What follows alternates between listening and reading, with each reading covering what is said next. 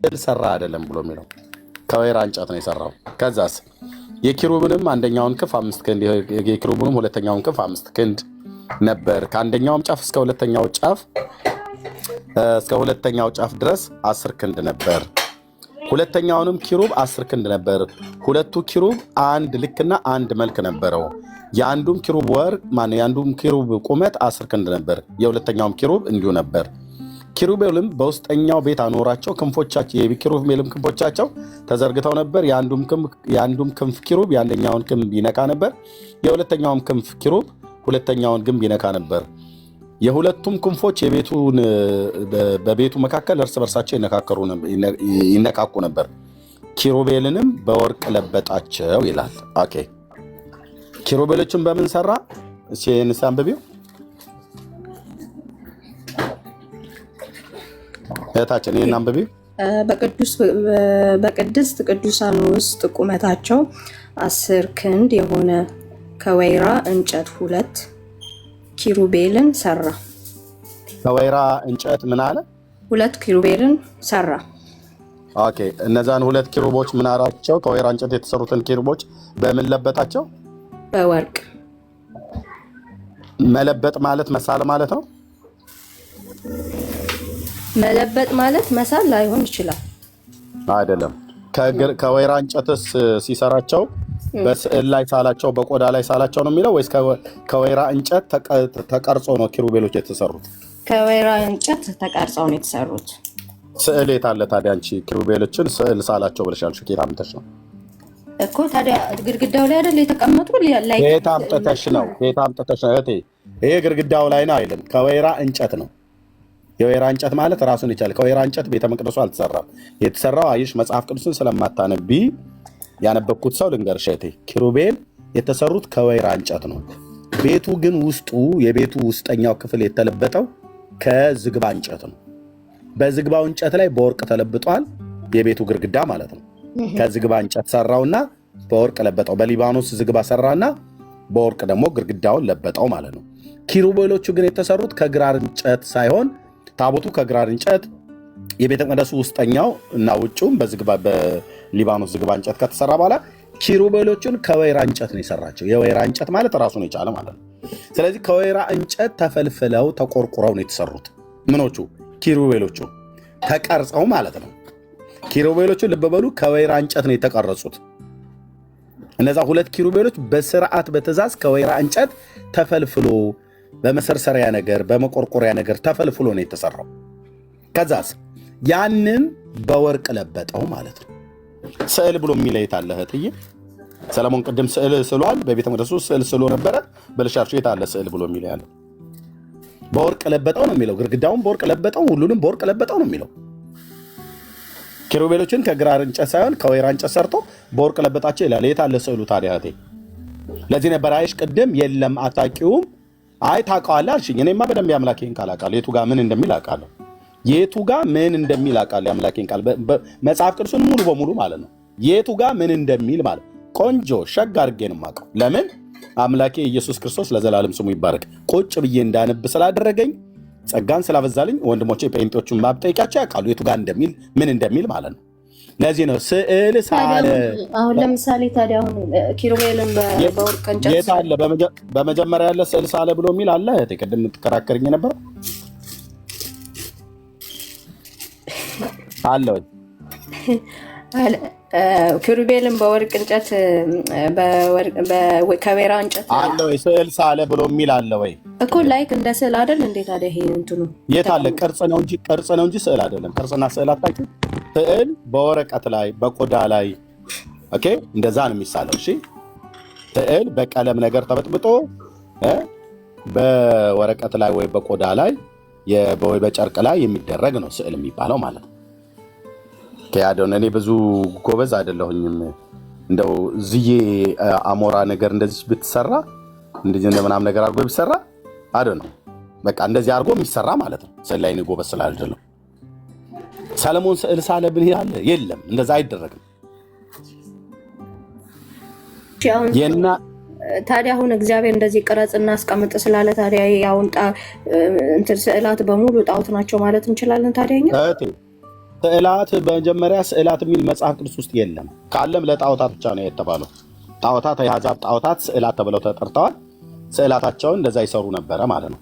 እግዚአብሔር በሴት ጣዖት ማለት የተቀረጸ ነገር ነው አይደለ? የተቀረጸ ነገር በሰው ፍቃድ የተቀረጸ ማለት ነው። በእግዚአብሔር ፍቃድ ተቀርጾ ተቀምጦ ከዛ ለዛ ነገር አምልኮ የሚሰጥ አይደለ? ጣዖት ማለት የተቀረጸ ነገር ላይክ እስራኤሎች እንደሚያመልኩት ላይክ የጥጃ መልክ እንትን ብለው ምናምን ማለት ነው። እንደዛ ነው አይደል? ጥጃውን እግዚአብሔር ደግሞ ያዘዘው ሲሆን ጣዖት ነው ማለት አንችልም። ስለዚህ አንቺ አድምጪኝ። እሺ አድምጪኝ። ጥጃውን ቅረጹ ያላቸው እግዚአብሔር ነበረ እያልሽ ነው? ጥጃውን ቅረጹ ያላቸው ማን ነበረ? ማክሽን ክፈችና አውሪኝ እህቴ።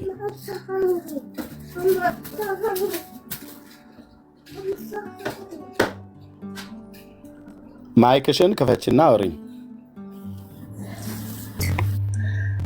ለምንድን ነው ዝም የምትይ? አይደለም አንተ እስከምጨርስ እኮ ነው እንትን ማይክሽን ከፍተሽ አውሪኝ ብዬ ስልሽ ለምን ነው ዝም የምትይ? ኦኬ እግዚአብሔር ነው ጥጃውን ቅረጹ ያላቸው? አይደለም በራሳቸው ነው እንጂ በራሳቸው ነው። እኔ ለምሳሌ አድምጪኝ። ኪሩቤልን ግን ቅረጹ ያለው ማን ነው? እግዚአብሔር። እኛ እግዚአብሔር ቅረጹ ብሎ ያለውን ጣዖት ነው ብለናል እኮ እኛ ነው ብለናል። በመጀመሪያ እኛ ብለናል ወይ? አድምጪ። እኛ ብለናል ወይ? እኛ እግዚአብሔር ቅረጹ አላላችሁም። እኔ እንደምሳሌ ኦርቶዶክስ ስለው ስል እየተደማመጠን አላልንም። እግዚአብሔር ቅረጹ ብሎ ያለውን እኛ ጣዖት ነው ብለናል። አሁን ይሄንን ጣዖት ነው ብለናል። እሱን አላችሁ አላልኩም። እኔ ስለኛ ነው አላልንም። ቆይ አድምጪኝ። አላልንም። የእናንተማ ቆንጅዬ ጣዖት ነው። ምን ቆንጆ የእግዚአብሔር ከሆነ ጣዖት ሊሆን የሚችል እየተደማመጠን ቆንጆ እያልኩ እንደ ደግሞ የጣዖት ቆንጆ እያለ የእናንተማ በጣም እጅግ አስቀያሚ ቀፋፊ የሆነ ጣዖት ነው። ለምን አጃውም እንዴ እኔ ሳውራ ዝም በይ አትበለኛ እንዴ። አሁን እኮ አንተ የእግዚአብሔር ነገር ለጨርስና ጣዖት አይደለም አልከኝ አይደል? ለጨርስ ማይክ እንደዚህ ሚዩት ላደርግሽ ልገድር ነው። ኦኬ ልብ በይ። እናንተ እግዚአብሔር ቅረጹ ያለውን ጣዖት ትላላችሁ ብላ ስትል አላልንም ብዬ ስላት አዎ አላላችሁ ማለት ጥሩ። ስለዚህ እኛ አሁን ይሄንን ማንም ይሄንን ጣዖት ነው ብሎ የሚል ሰው የለም። ለምን? እግዚአብሔር አምላክ ለባሪያው ለዳዊት ባዘዘው መሰረት ልጁ ሰለሞንን እንዲሰራ ባዘዘው መሰረት ተሰርቷል ማለት ነው። ኦኬ እግዚአብሔር ቅረጹ ያለው ነገር ሁሉ በሙሉ ጣዖት አይደለም። እግዚአብሔር ስሩ ብሎ ያለው ነገር ሁሉ በሙሉ ጣዖት አይደለም። ኦኬ አይደለም። እስራኤላውያኑ ጥጃ ሰሩ። ያ የሰሩትን ጥጃ ግን እግዚአብሔር ቅረጹ ብሏቸው አይደለም። አዎ ስለዚህ እግዚአብሔር ቅረጹ ያላላቸው ጥጃም ይሁን ታቦትም ይሁን ስዕልም ይሁን ምንም በሙሉ ጣዖት ነው። ስለዚህ አሁን የእናንተ ጣዖት ነው። ለምን የኛ ጋር ሲሆን ብለሽ ካልሽ እናንተን እግዚአብሔር ቅረጹ አላላችሁማ ብሎናል ብለሽ ካልሽ መረጃ አስቸል እኔ እኮ መረጃ ሊሆን የሚችለው የእግዚአብሔር የሆነ ነገር አሁን ለምሳሌ የእግዚአብሔር የሆነ ነገር ጣዖት ነው ልንል አንችልም። የእግዚአብሔር የሆነ ነገር አንልም አልኩሽ ደጋግመሽ። እቴ አማርኛ ሰማይልሽ አይደል? የእግዚአብሔር የሆነውን ነገር ጣዖት ነው አላልንም። እኛ ልንልም አንችልም አላልንም። ሰምተሽኛል አይደል? ስለዚህ እግዚአብሔርን ጣዖት ነው ብለን ባላልንበት የእግዚአብሔር የሆነውን ነገር ጣዖት ነው ልንል አንችልም አትበይ። ማንም ያለ የለም። እኛም አላልንም አንቺም አላልሽም። ኦኬ እዚህ ላይ እንዳትናገሪ። የእግዚአብሔር የሆነውን ማን ነው ጣዖት ነው ብሎ ያለ? ማንም አይልም። እኔም አልልም ማናችንም አንልም። እዚህ ላይ ደፍረን ለምን? በአምላካችን በእግዚአብሔር ቅዱስ ቃል ላይ ተጽፎ የተገኘ እውነት ነው። ይሄንን እዚህ ከወይራ እንጨት ቅረጽ ብሎ ያለውን እኔ ጣዖት ነው ብሎ የማለት ለመናገር የሞራሉም የምኑም ድፍረቱ የለኝም። ለምን? ይሄ የአምላክ የእግዚአብሔር ትእዛዝ ነው። ምንም እንኳን ኪዳኑ አሁን ባይሆንም በቀደመው ኪዳን ውስጥ እግዚአብሔር ያዘዘው በቅዱስ ቃሉ ላይ የተጻፈ እውነት ነው። ሳናላምጥ ነው የምንወጣው ይሄንን እውነት ማለት ነው። አሁን ይሄንን ግን እዛ ቅረጹ ብሏል ብለሽ ደብተራ ሁሉ መተተኛ ደብተራ ሁሉ በየጥጋ ጥጉ የሚቀራርጸውን ቅርጽ ከዚህ ጋር አመሳስለሽ እግዚአብሔር ያንን ቅረጹ ብሎ ስላለ ጣዖት ብለን እንደማንለው እኛም የምንቀርጸውን ጣዖት ብላችሁ አትበሉብን ብለሽ ካልሽ እነዚህ እዚህ ጋር ሰለሞን የሰራው እግዚአብሔር ቅረጹ ብሎ ነው። እናንተ የቀረጻችሁት ማቅረጹ ብሏችሁ ነው። እሱ ነገር እኛ እንደነገርኩክ መጽሐፍ ቅዱስን እንትኑን ሐሳቡን እንወስዳለን ከመጽሐፍ ቅዱስ ሐሳቡን። ለምሳሌ አሁን የጌታችን እሱ እንዴት እንደሆነ እንዴት እንደተሰቀለ ህማሙን ሁሉ ነገሩ ተቀምጧል አይደለ መጽሐፍ ቅዱስ ላይ። ያንን ሐሳብ ወስደን በስዕል መልክ አስቀምጠ ነው። ከዛ እናንተ ማንቀረጹ አላችሁ ነገርኩ እኮ የመጽሐፍ ቅዱስን ሐሳቡን እንወስዳለን። እናንተ ማንቀረጹ አላችሁ። አሁን ታቦት ብላችሁ ይዛችሁት የምትወጡትን ማንቀረጹ አላችሁ። እንዴት ማለት? ማን ነው ቀረጹ ያላችሁ? ማን ነው ትእዛዝ የሰጠ? እግዚአብሔር ታቦትን ሙሴ እንዲቀርጽ አላዘዘውም እንዴ? የጠየኩት እናንተን እየጠየኩ ያተለኝ። እግዚአብሔርማ አድምጪ፣ ለሰለሞን ኪሩብ ከወይራ ቅረጽ እንዳለው ለሙሴም ከግራር እንጨት ታቦቱን ቅረጹት፣ ርዝመቱ 2 ክንድ ተኩል፣ ቁመቱ 1 ክንድ ተኩል፣ ወርዱ 1 ክንድ ተኩል ይሁን፣ በውስጥና በውጭ በወርቅ ለብጠው ብሎ ጌታ የተናገረውን ጴንጤ ቤት ነው የመጣሽው። እንግዲህ ይህንን እግዚአብሔርን የጽድቅ ቃል በደንብ አድርገን እናጠጣካለን ማለት ነው። 25:10 ላይ እንደዚህ ይላል። ይኸውልሽ እህት ዓለምዬ፣ ኦኬ፣ እንደዚህ ያለው ታቦቱን ቅረጹ ያለው ማን ነው? ራሱ ጌታ ማለት ነው። የጴንጤዎቹ አምላክ ቅረጹ አለ። የእስራኤል አምላክ እንደዚህ ያለ ከግራር እንጨት ታቦቱን ይስሩ፣ ርዝመቱ 2 ክንድ ተኩል፣ ወርዱም 1 ክንድ ተኩል፣ ቁመቱም 1 ክንድ ተኩል ይሆን ካለ በኋላ ይኸው በውስጥና በውጭ በምን ለብጠው ይላል? በቫርኒሽ ለቅልቀው፣ እንደናንተ ማለት ነው አይልም። በቫርኒሽ ነገር ቀባቀባ አድርገው፣ የዝገትም ነገር ምንድነው እንትን ነቀዝ እንዳይበላውም እሱን ቀባው አላለም። በውስጥና በውጭ በምን አሉት ይላል? በወርቅ ለብጠው፣ በእርሱም ላይ በዙሪያው የወርቅ አክሊል አድርግለት ብሏለው ይላል። በምን ለብጠው? በወርቅ ለብጠው። በቫርኒሽ ቀባው አይደለም ያለው፣ በወርቅ ነው የተለበጠው። ከምን የተሰራው? ከግራር እንጨት። ማን ያዘዘው? እግዚአብሔር። ስለዚህ እግዚአብሔር ታቦትን ስሩ ብሎ ማሲል ለሙሴ አለው። እግዚአብሔር ሙሴንም አለ ይላል። እግዚአብሔርም ሙሴን እንዲህ ሲል ተናገረው ይላል። እህትዬ የእናንተን ማን የተናገረው ነው? የእናንተን ታቦት እንዲሰራ የእናንተ ስዕል እንዲሳል እግዚአብሔር ለማን ነው? ለመምሬ ማን ነው? እኛ መጽሐፍ ቅዱስን አይደል እንዴ የምንከተለው? መጽሐፍ የሚለውን እኮ አትከተሉ። እናንተ መጽሐፍ ቅዱስ እናንተ የመጽሐፍ ቅዱስ አመፀኞች ናችሁ። በመጽሐፍ ቅዱስ ላይ ያመጻችሁ ማለት ነው። በምንድን ነው ልናመጽ የቻልነው? እንዴት ነው እንደዚህ? ሀሳብ አታስቀይሪ። በኋላ እነግርሻለሁ። እግዚአብሔር ለሙሴ እንዲህና እንዲህ አድርግ ብሎ ይኸው አዘዘው። ታቦቱ የሚሰራበትን፣ የካህናቱ ልብስ የሚጠለፍበትን፣ ኪሩብን የሚሰራበትን፣ መሎጊያ የሚያደርግበትን እያንዳንዱን ነገር፣ የዕጣን መሰዊያውን፣ የህብስት ገበታውን፣ መቅረዙን፣ የነሐስ መሰዊያውን በሙሉ የሚደረጉትን ነገር ሁሉ በሙሉ በሰለሞንም ዘመን ከኪሩብን ከተቀጠቀጠ ወርቅ ስራ አለው ኪሩቡን። በሰለሞን ዘመነ መንግስት ደግሞ ከወይራ እንጨት እንዲሰራ አዘዘው። ከዛ በወርቅ ለብጠው አለው ማለት ነው። ይህንን ሲል ራሱ ጌታን የተናገረው የአብርሃም አምላክ ማለት ነው። እግዚአብሔር ባዘዘው መሰረት ሰለሞንም ሰራ፣ ሙሴም በዘመኑ ሰራ ማለት ነው። እናንተ ማን ባዘዛችሁ መሰረት ነው ናርዶስ የተሰራው ነው? እናንተ የተቀረጸው የሳላችሁትንም የሳላችሁት በቆዳም ላይ ይሁን በጨርቅ ላይ በወረቀት ላይ ጽፋችሁ የምትሰግዱት የማርያምም ስዕል በይ የመድኃኒዓለም ስዕል በይ ታቦትም በሉት ምንም በሉት የምታደርጉትን ሁሉ ማን ያዘዘው ነው? ማን ነው ትእዛዝ ተቀባይ የነበረው?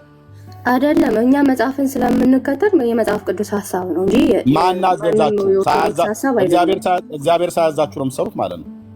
ሐሳብ እኮ እኛ እኮ መጽሐፍ ቅዱስን ነው የምንከተለው። መጽሐፍ ቅዱስ የሚለውን ነገር መጽሐፍ ቅዱስን አደም ትከተሉት። ደረጃውን የቀረጻችሁት ታቦት መጽሐፍ ቅዱሱ በሚያዘው መሰረት ነው የቀረጻችሁት? አዎ። እሺ ቴንክ ዩ። ይሄ ክፍል ምን ይላል? አንዴ ከግራር እንጨት ታቦቱን ይስሩ ይላል አይደል? አዎ። እርዝመቱ ስንት ይሁን ይላል? 2 ክንድ። 2 ክንድ የሰው ክንድ ነው አይደል? 2 ክንድ። አዎ።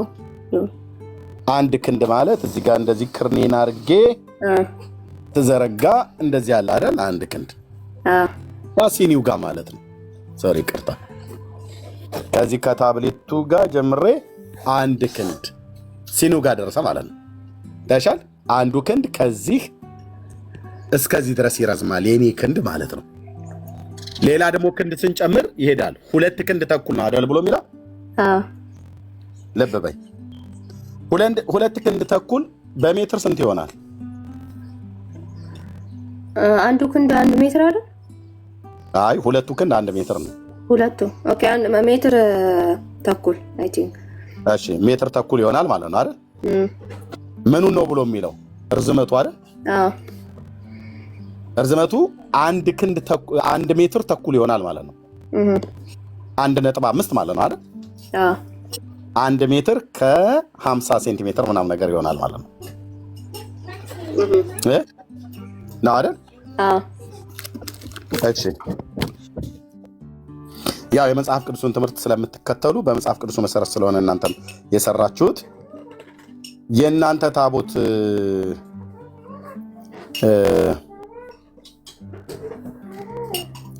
ታቦት ይሄ ስንት ክንድ ተኩል ይሆናል? 1 ሜትር ይሆናል። ይሄ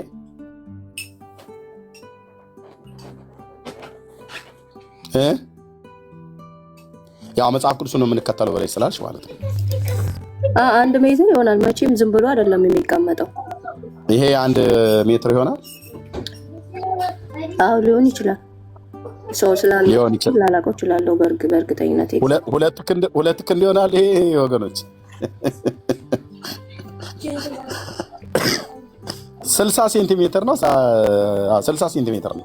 ኤግዛክት አንተ ታውቀዋለህ፣ መትረህ ታውቃለህ። አዎ በስርዓት የኛ መቼም ቤተክርስቲያን ዝም ብለህ አይደለም የምታስቀምጠው። በስርዓት እኮ አልኩሽ።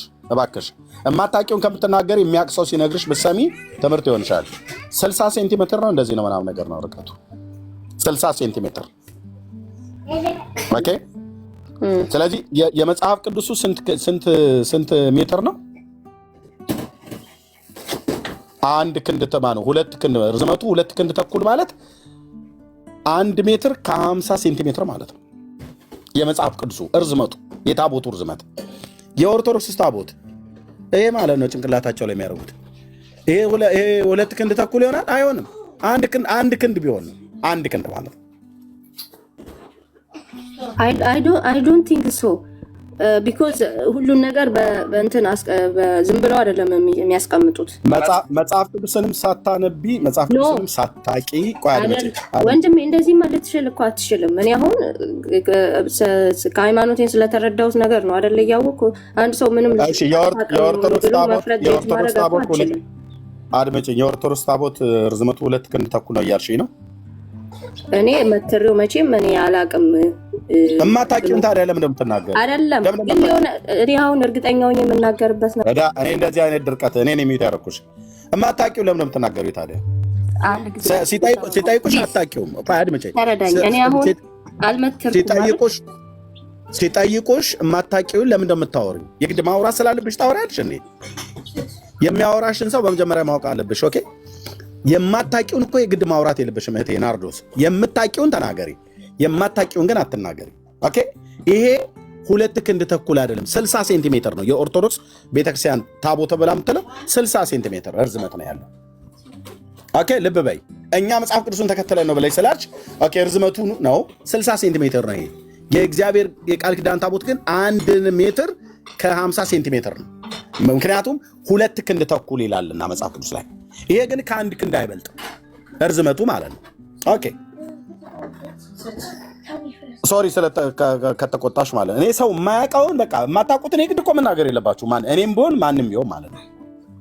የማታውቁ ከሆነ የሚያውቅ ሰው በመረጃ ሲነግራችሁ ስሙ። ኢትዮጵያውያን ወገኖቼ ከእኔ ጀምሮ አንድ የአበሻ መጥፎ ጠባይ የሚባለው ነገር የማናቀው ላይ አስተያየት እንሰጣለን፣ በማናቀው ነገር እንከራከራለን፣ የማናቀውን ነገር እንደምናቆን እንናገር። ይሄ በጣም ጸያፍ የኢትዮጵያውያን ከኔ ጀምሮ ባህላችን ነው። ይሄ አይጠቅመንም፣ መተው ነው ያለብን። በቃ አታውቂም፣ ዝም ብሎ መስማት፣ መጠየቅ፣ ማስታወሻ መያዝ፣ ሪከርድ አድርጎ መያዝ፣ ሄዶ በኋላ መጠየቅ። የአንቺ ብቻ ችግር አይደለም፣ የኔም ችግር ሆኖ አግኝቼዋለሁ። የማናቀው ላይ በጣም ለማውራት እንፈልጋለን። ከዛ ይልቅ የሚያውቁ ሰዎች በመረጃ ሲያሳዩን መስማት። ፒሪየድ። ኦኬ 2 ክንድ ተኩል ማለት የእግዚአብሔር ቃል ኪዳኑ ታቦት ማለት ነው እርዝመቱ። እሺ ወርዱ 1 ክንድ ተኩል ይሁን ይላል። 1 ክንድ ማለት ቅድም ከዚህኛው እዚህ ሲኒ ድረስ የለካሁት ነው። ተኩሉን ደግሞ ጨምሪበትና ትንሽ ፈቅ አድርጎ ይሆናል ማለት ወደዛ ወደ ወረቀቱ አካባቢ ወደዚህ ወደ ወረቀቱ ተኩሉ እንደዛ አካባቢ ላይ ይሆናል። እንግዲህ ከዚህ ጋር እዛ ጋር ወረቀቱ ጋር ያለው ጋር ድረስ ማለት ነው። ምኑ ወርዱ ቁመት ደግሞ አለው። ቁመቱ 1 ክንድ ተኩል ይሆን ይላል። አሁን እንደገና ደግሞ ማለት ነው ኦኬ መጽሐፍን ተከትለን ነው ብለሽ ስላልሽን ማለት ነው። ስለዚህ አርክ ኦፍ ዘ ኮቨናንት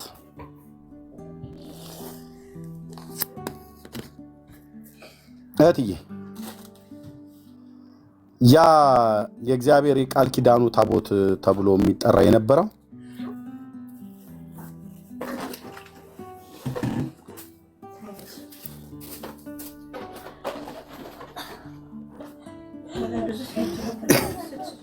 እዚህ ጋር በፒክቸር እንደሚታየው እንደዚህ ትንሽ ሆኖ አይደለም።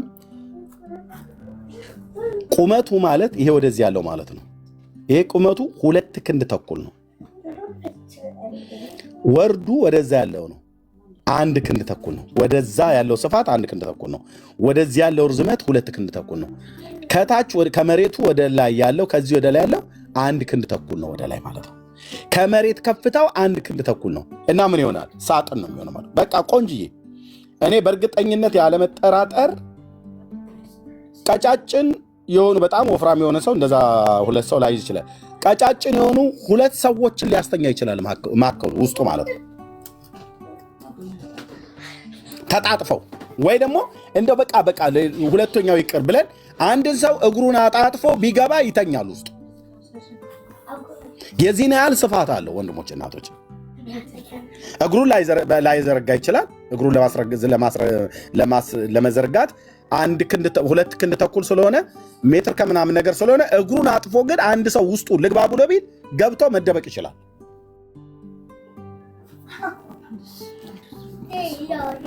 ኦኬ።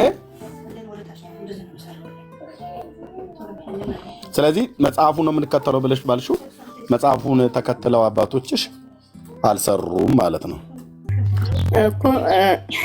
እሱን እጠይቃለሁ አባቶችን ማለት ነው ምን ያክል ሜትር እንደሆነ እሱን ለመጠየቅ ሞክራለሁ። ግን እኔ ዋናው ሀሳቤ ምንድነው መጽሐፍ ቅዱስ መሰረት በማድረግ መጽሐፍ ቅዱስ ስላዘዘ ታቦትን እኛ እግዚአብሔር ስላዘዘ እኛም ያንን ነገር ሀሳቡን ወስደናል። እግዚአብሔር ያዘዘው እኮ እስራኤላውያን ነው፣ እናንተን አላዘዘም እንዴ? እኛም እኮ የእግዚአብሔር ሕዝቦች እኮ ነን። እግዚአብሔርን ነው አይደላችሁ? እንዴት እንዳንሆን አይደለንም ማለት አይደላችሁ? ታቦት ስሩ የተባሉ የእግዚአብሔር ሕዝቦች እናንተ አይደላችሁ እንዴ? እኛም እኮ እግዚአብሔርን ነው የምንከተለው። ስለዚህ መጽሐፍ ቅዱስን ወይም እግዚአብሔርን እስከተከተልን ድረስ እናንተ የእግዚአብሔር ሕዝብ ሆናችሁ ታቦት ስሩ የተባላችሁ የእግዚአብሔር ሕዝቦች አይደላችሁም እኮ አልኩሽ። አይደላችሁም። እኛም ታቦት ስሩ የተባሉ የእግዚአብሔር ሕዝቦች አይደለንም። ታቦት ስሩ የተባሉ የእግዚአብሔር ሕዝቦች አሁን በመካከለኛው ምስራቅ የሚኖሩ በጥንቱ ዘመን የነሱ ዘሮች የሆኑ እስራኤላውያን ብቻ ናቸው ታቦት ስሩ የተባሉ የእግዚአብሔር ሕዝቦች። ከዛ ውጭ እግዚአብሔር ታቦት ስሩ ብሎ ያላቸው ሕዝቦቼ ብሎ የሚጠራቸው በዓለም ዙሪያ ማንም የለም። ኦርቶዶክስ በይ፣ ካቶሊክ፣ ጴንጤ በይ፣ ማንም ሙስሊም በይ፣ ማንንም እኛ የእግዚአብሔር ሕዝቦች አይደለንም? የእሱ ተከታዮች አይደለንም? ተከታዮች አንቺ የእሱን የእግዚአብሔርን ሕግና ስርዓት አንከተልም ማለት ነው? መቼ? ሁሌም እኛ እግዚአብሔርን አምላካችን ብለን እስካመንበት ድረስ የእሱን ሕግና ስርዓትን ትእዛዛቶችን ተቀብለን በሕጉና በትእዛዛቶቹ መንገድ እንጓዛለን። ስለዚህ ከሕጉ አንዱ ላሳይሻ ታዲያ ከሕጉና ትእዛዙን ትከተላላችሁ አይደለ? እሺ ቴንኪው። ከሕጉና ትእዛዙን ይከተላሉ። ከእግዚአብሔር ሕዝቦች ነን ብላለች። እግዚአብሔርም በግብፅ ሀገር ሙሴና አሮንን እንዲህ ብሎ ተናገራቸው። የወሮች መጀመሪያ ይሁናችሁ፣ የዓመቱ መጀመሪያ ይሁናችሁ አለ። እግዚአብሔርን ስለምትከተሉ ይሄ ወር ብሎ ያለው የትኛው ወር ነው? የወሮቹ መጀመሪያ ብሎ ይሁን ያላችሁ የእግዚአብሔር ሕዝቦች ስለሆናችሁ ንገረኝ። ይሄ ወር የትኛው ወር ነው?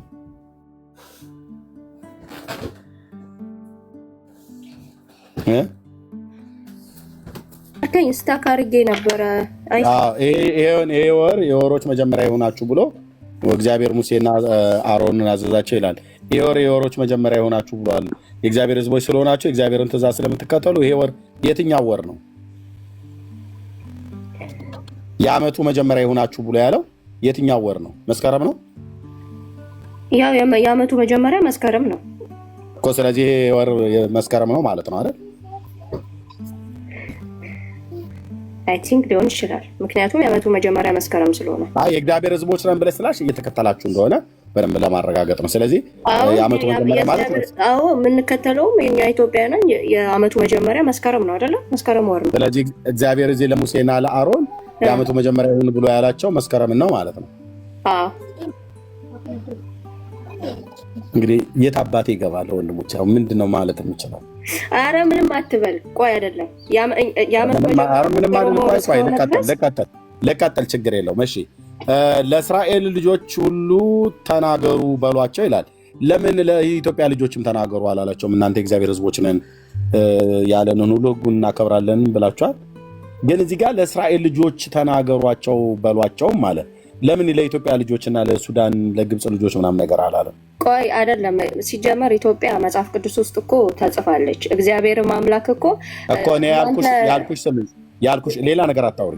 ኖ ለእስራኤል ልጆች ነገር እኮ ነው። ለእኛም ተጽፎ ለእስራኤል ልጆች ለእስራኤል ስለ ኢትዮጵያ መልእክት እግዚአብሔር ተናግሯቸዋል። እናንተ እንደ የጠየኩሽን ብቻ መልሽ። እኔ መድረቅ አልፈልግም። የጠየኩሽን መልሽልኝ። ለእስራኤል ልጆች ሁሉ ተናገሯቸው በሏቸውም ብሎ ከዛ ምን አለ? በዚህ ወር በ10ኛው ቀን ሰው ሁሉ እያንዳንዱ አንድ ጠቦት ለአንዱ ቤት አንድ ጠቦት ይውሰድ። የቤቱም ሰዎች ቁጥር ለጠቦቱ የማይበቃ ቢሆን እሱም ለቤቱ ለቀረው ጎረቤቱ እንደ ነፍሶቻቸው ቁጥር አንድ ጠቦት ይውሰድ። እያንዳንዱም እንደሚበላው መጠን ከጠቦቱ ይካፈል። እናንተም ጠቦቱ ነውር የሌለው የአንድ ዓመት ተባት ይሁን፣ ከበጎቹም ከፍየሎቹም ውሰድ ብሎ አለው ይላል። ከዛ በዚህን ወር በ14ኛው ቀን ጠብቁት፣ የእስራኤል ማህበር ሁሉ ሲመሽ ይረዱት ብሎ ይላል። ይሄ የምታርዱት ጠቦት ምን አይነት ጠቦት ነው? የእግዚአብሔር ሰዎች ስለሆናችሁ እናንተ እኮ በብሉይ ኪዳን ስለነበረው ስርዓት እኮ ነው እግዚአብሔር አምላክ ስላደረገው ጌታችን ከመምጣቱ በፊት ስለሚያደርጉት ስርዓት ጌታ ያዘዘውን ሕጉንም ፈጽማለን የእግዚአብሔር ሰዎች ነን አላልሽንም እንዴ? እኮ እሱማ ተቀይሯል እኮ በአዲስ ኪዳን በጌታችን ደም ተቀይሯል እኮ። ይሄ ስለ ብሉይ ኪዳን ነው። እሺ የበጉ ደም በጌታችን ደም ተቀየረ። ታቦት ውስጥ በእናንተ ጣውላ ነው የተቀየረው? ኖ በጌታ ደም ነው የተቀየረው። ታቦቱ ነው ያልኩት። ታቦቱ በምን ተቀየረ እኮ? በጌታ ታቦቱ እኮ የሚዘጋጀው መሰዊያ ነው። መሰዊያ ደግሞ ታቦቱ በምን ተቀየረ? የእስራኤል ታቦት በእናንተ በምን ተቀየረ? የእስራኤል ታቦት አሁን ጌታ በብሉይ ኪዳን ታቦትን አዟል አይደል? በምን ተቀየረ? ገብቶሻል እኮ እህቴ። በጌታ ደምና ስጋ ነው የተቀየረው። ታቦቱ በጌታ ስጋና ደም ነው የተቀየረው። ወይኔ እንዴት እንደምትረዳኝ አላውቅም። ቆይ ታቦቱ በጌታ ደምና ስጋ ነው የተቀየረው አይደል? ኖ እኔ ያልኩት እኮ አሁን ይሄ የሚያወራው ሐሳብ ስለ ብሉይ ኪዳን ነው። እሺ እዚህ ጋር ለመልሽልኝ። እዚህ ጋር ፋሲካውን ሲመሽ በጉን ረዱት ብሎ አለ ይላል። እኛ የጌታን ትእዛዝ እንፈጽማለን ብለሽኛል አይደል? ቅድም የጌታን ትእዛዝ እንፈጽማለን ብለሽኛል አይደል? ቅድም አዎ። ይሄ የጌታ ትእዛዝ ነው? ትእዛዝ አይደለም? ትእዛዝ ነው፣ ግን ብሉይ ኪዳን ነው ይሄ። ኦኬ፣ ብሉይ ኪዳን ለምን ነው የማታደርጉት እናንተ የእግዚአብሔር ሕዝቦች አይደለን? ተቀይረዋል። በጌታችን በመድኃኒታችን በኢየሱስ ክርስቶስ ስጋና ደም ይሄ የተደረገው መሰዊያ ተቀይሯል። አሁን ጌታ ስጋና ደም ነው። ምኑ ነው የተቀየረው ነው ያልኩሽ? ይሄ ድሮ ጠቦት እንትን የሚዘጋጀው ማለት ነው ለመንጣት። በጌታ ስጋና ደም ተቀይሯል። ታቦቱስ የብሉይ ኪዳኑ ታቦት በምን ተቀየረ? የብሉይ ኪዳን ታቦት አሁን እኛ በአዲስ ኪዳን ታቦት የምንለው መሰዊያ ነው። መሰዊያው ደግሞ የጌታ ስጋና ደም። የብሉይ ኪዳኑ ታቦት በምን ተቀየረ? የብሉይ ኪዳኑ በግ በኢየሱስ ክርስቶስ መስዋዕትነት ከተቀየረ የብሉይ ኪዳኑ ታቦት በምን ተቀየረ እናንተ ጋር?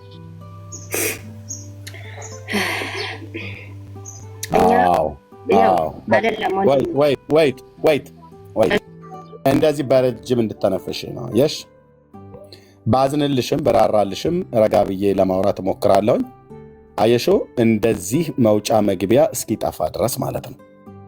ተቀየረ፣ ተቀያይሯል፣ ቀይረዋለች፣ ቀይረነዋል ምናምን ነገር ብሎ ሰዎች የሆነ አንድ ቄስ ወይ አንድ ደብተራ ስላወራሽ ነገሩ እውነት መስሎሽ ከሆነ በጣም ፈጽሞ ተሳስተሻል። ኦኬ፣ እኛ የእግዚአብሔር ሕዝቦች ነን ብሎ ለማለት እንደው ድፍረቱ እንኳን አለ። በአዲስ ኪዳን በክርስቶስ ስላመንኩ ነው ብለሽ እንኳን ካልሽ ኦኬ፣ ግን የጌታን ትእዛዝ እንፈጽማለን፣ ጌታ ያዘዘን እናደርጋለን ብለሽ ታቦቱን ብሉይ ኪዳን ላይ እነሱ ያደርጉት እንደነበረ እኛም ታቦት በአዲስ ኪዳን እናደርጋለን ብለሽ ስትይ አንደኛ በወርድና በርዝመት በመጠን የማይገናኝ በቁመት የማይገናኝ የብሉይ ኪዳኑ ታቦት 4 ሰዎች እንደሚሸከሙት ታውቂ ነበር እህት አለ? አቤት ስንት ካህናት ነበሩ የሚሸከሙት የብሉይ ኪዳኑ ታቦት? የብሉይ ኪዳኑ ታቦት አዎ አይ ቲንክ 4 ይመስለኛል። 4 ካህናት። የእናንተን ታቦት ስንት ካህናት ናቸው የሚሸከሙት? 4ም ከዛም በላይ ሊሆን ይችላል እንደ ታቦቱ እንትን መጠን። እሺ የኦርቶዶክስን ታቦት 4 ካህናት የሚሸከሙበትን ቦታ አሳይ። ኖ እንደዛ ሳይሆን እንደ ታቦቱ መጠን እኮ ነው ያልኩክ እንጂ 4 ካህናት የሚሸከሙትን አሳይ። የኢትዮጵያ ኦርቶዶክስ እኔ ያልኩክ አሁን ለምሳሌ ታቦቱ እኮ በውስጡ በአንድ ቤተክርስቲያን ውስጥ ታቦት 2ም 3ም 1ም ሊኖር ይችላል። የጠየኩሽ ገብቶሻል? 4 ካህናት የሚሸከሙት ልክ እንደ ብሉይ ኪዳኑ ታቦት 4 ካህናት ለምን ተመሳሳይ አልሆነም ነው አንተ ጥያቄክ መሰለኝ። አዎ የጌታ ትእዛዝ ነው። የጌታ ትእዛዝ በ4 እግሩ ላይ 4 መሎጊያ ያድርግ ብሎታል። 4 ካህናት ናቸው የሚሸከሙት። ስለዚህ እናንተን 4 ካህናት ናቸው የሚሸከሙት ብለሽኛል። 4ቱ ካህናት የሚሸከሙትን የኦርቶዶክስን ታቦት አሳይኝ። ያን እዚህ ጋር እንዳለ አሉ። የቱ ጋር ነው 4 ካህናት የተሸከሙት? ስለምሳሌ የተሻለ አሁን በጣም ብዙ አሉ። 4 ካህናት አንዱን ታቦት 4 ካህናት የተሸከሙት ይታል። አሁን እዚህ ጋር 3 6 9 አሉ። 9 ታቦት ተብሎ የሚባል በ9 ሰዎች ነው የተሸከሙ። እዚህም ጋር አሉ። አሁን ያልሽ 1 2 3 4 5 6 7 ታቦታት የሚባሉ አሉ። 7 ናቸው የተሸከሙት። ያ ግን ታቦቱ አንድ ነው። እነዚህ ግን 7 ናቸው በሰዎቹ ቁጥር ማለት ነው። ኦኬ እንደዚህ እያልን ብንሄድ በጣም ብዙ አለ እንዳለ እዚህ የተደረደሩ ማለት ነው። የታለ 4 ካህናት የሚሸከሙት ታቦት?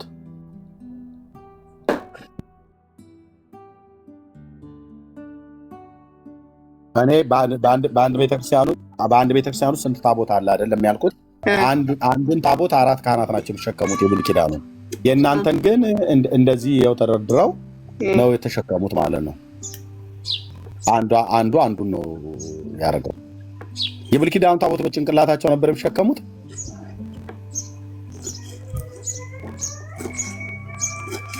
የብሉይ ኪዳን ካህናት የብሉይ ኪዳን ታቦቱን የሚሸከሙት በጭንቅላታቸው ነበር።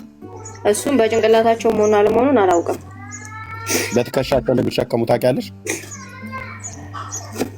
እሱን አላውቅም። በትከሻቸው በጭንቅላታቸው እንደሆነ አላውቅም። እሱ ማወቅ አለብሽ አይደል?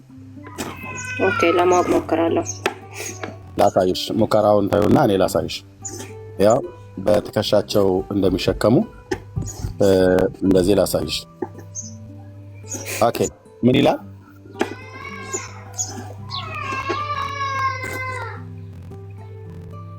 ምን ይላል እህታችን? ኦኬ እሺ።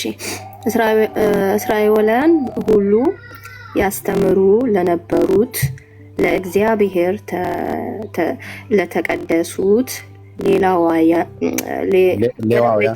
ሌዋውያን ኦኬ ትንሽ ዞር አድርገው እንዲህ አለ። ቅዱስን ታቦት የእስራኤልን ንጉሥ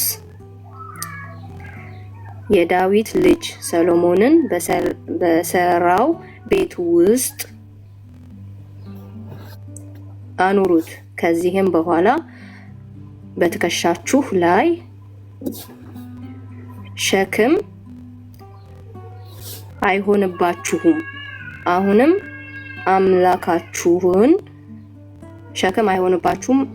አምላካችሁን እግዚአብሔርንና ሕዝቡን እስራኤልን አገልግሉ። ምናችሁ ላይ ሸክም አይሆንባችሁም ነው ብሎ የሚለው?